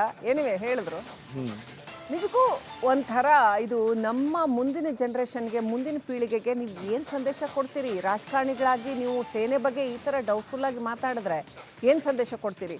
ನಾನೇನು ಸಜೆಸ್ಟ್ ಮಾಡ್ತೀನಿ, ಖಂಡಿತವಾಗ್ಲೂ ನಾವು ಇದನ್ನು ಹೇಳಬೇಕು ನಿಕೇಶ್. ಏನಂದರೆ ಈ ವಿಡಿಯೋಗಳೆಲ್ಲ ಇದೆಯಲ್ಲ, ಇದು ಇಂಥವೆಲ್ಲ ಈ ಸೇನೆ ಬಿಡುಗಡೆ ಮಾಡಿರೋಂಥ ವಿಡಿಯೋಗಳು, ಕಾಂಬ್ಯಾಟ್ ವಿಡಿಯೋಗಳು, ನಮ್ಮ ನೇವಿ ಬಗ್ಗೆ, ಆರ್ಮಿ ಬಗ್ಗೆ, ಇವೆಲ್ಲ ನಾವು ನಮ್ಮ ಈ PUC ಮಕ್ಕಳಿಗೆ, SSLC ಮಕ್ಕಳಿಗೆ, ಹೈಸ್ಕೂಲ್ ಮಕ್ಕಳಿಗೆ ತೋರಿಸ್ಬೇಕು. ಇದನ್ನೆಲ್ಲ ಜಾಯಿನ್ ಆಗಿ ಅಂತ ಎಷ್ಟೊಂದು ಜನಕ್ಕೆ ಗೊತ್ತಾಗೋದಿಲ್ಲ. ಇಂಜಿನಿಯರಿಂಗ್, ಮೆಡಿಕಲ್ ಕ್ರೇಜ್ ಎಲ್ಲ ಭಾಳ ಇದೆ. ಆದರೆ ನೇವಿ ಜಾಯಿನ್ ಆದರೆ ಹೇಗಿರುತ್ತೆ, ಆರ್ಮಿ ಜಾಯಿನ್ ಆದರೆ ಹೇಗಿರುತ್ತೆ, ಬಹುಶಃ ಅದು ಎಕ್ಸೈಟಿಂಗ್ ಜಾಬ್ ಅನ್ನೋದು ಇನ್ನಷ್ಟು ಗೊತ್ತಾಗಬೇಕಾಗಿದೆ ಅಂತ ಅನ್ಸುತ್ತೆ.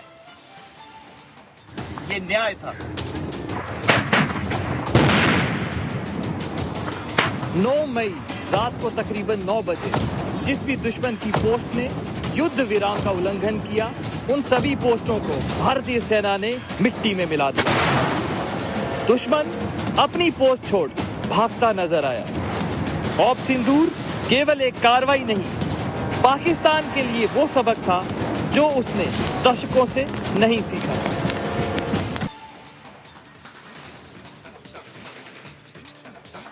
ಇದಾಗಿತ್ತು ಇವತ್ತಿನ ಬಿಗ್ ಮಾರ್ನಿಂಗ್ ವಿಶೇಷ. ನೀವು ನೋಡ್ತಾ ಇರಿ ರಿಪಬ್ಲಿಕ್ ಕನ್ನಡ, ಇದು ನಿಮ್ಮದು. ಇದರ ಕೆಂಪು ಬಣ್ಣ ಅದ್ಭುತ, ಖಾರ ಕಡಿಮೆ ಆದರೂ ರುಚಿಕರ.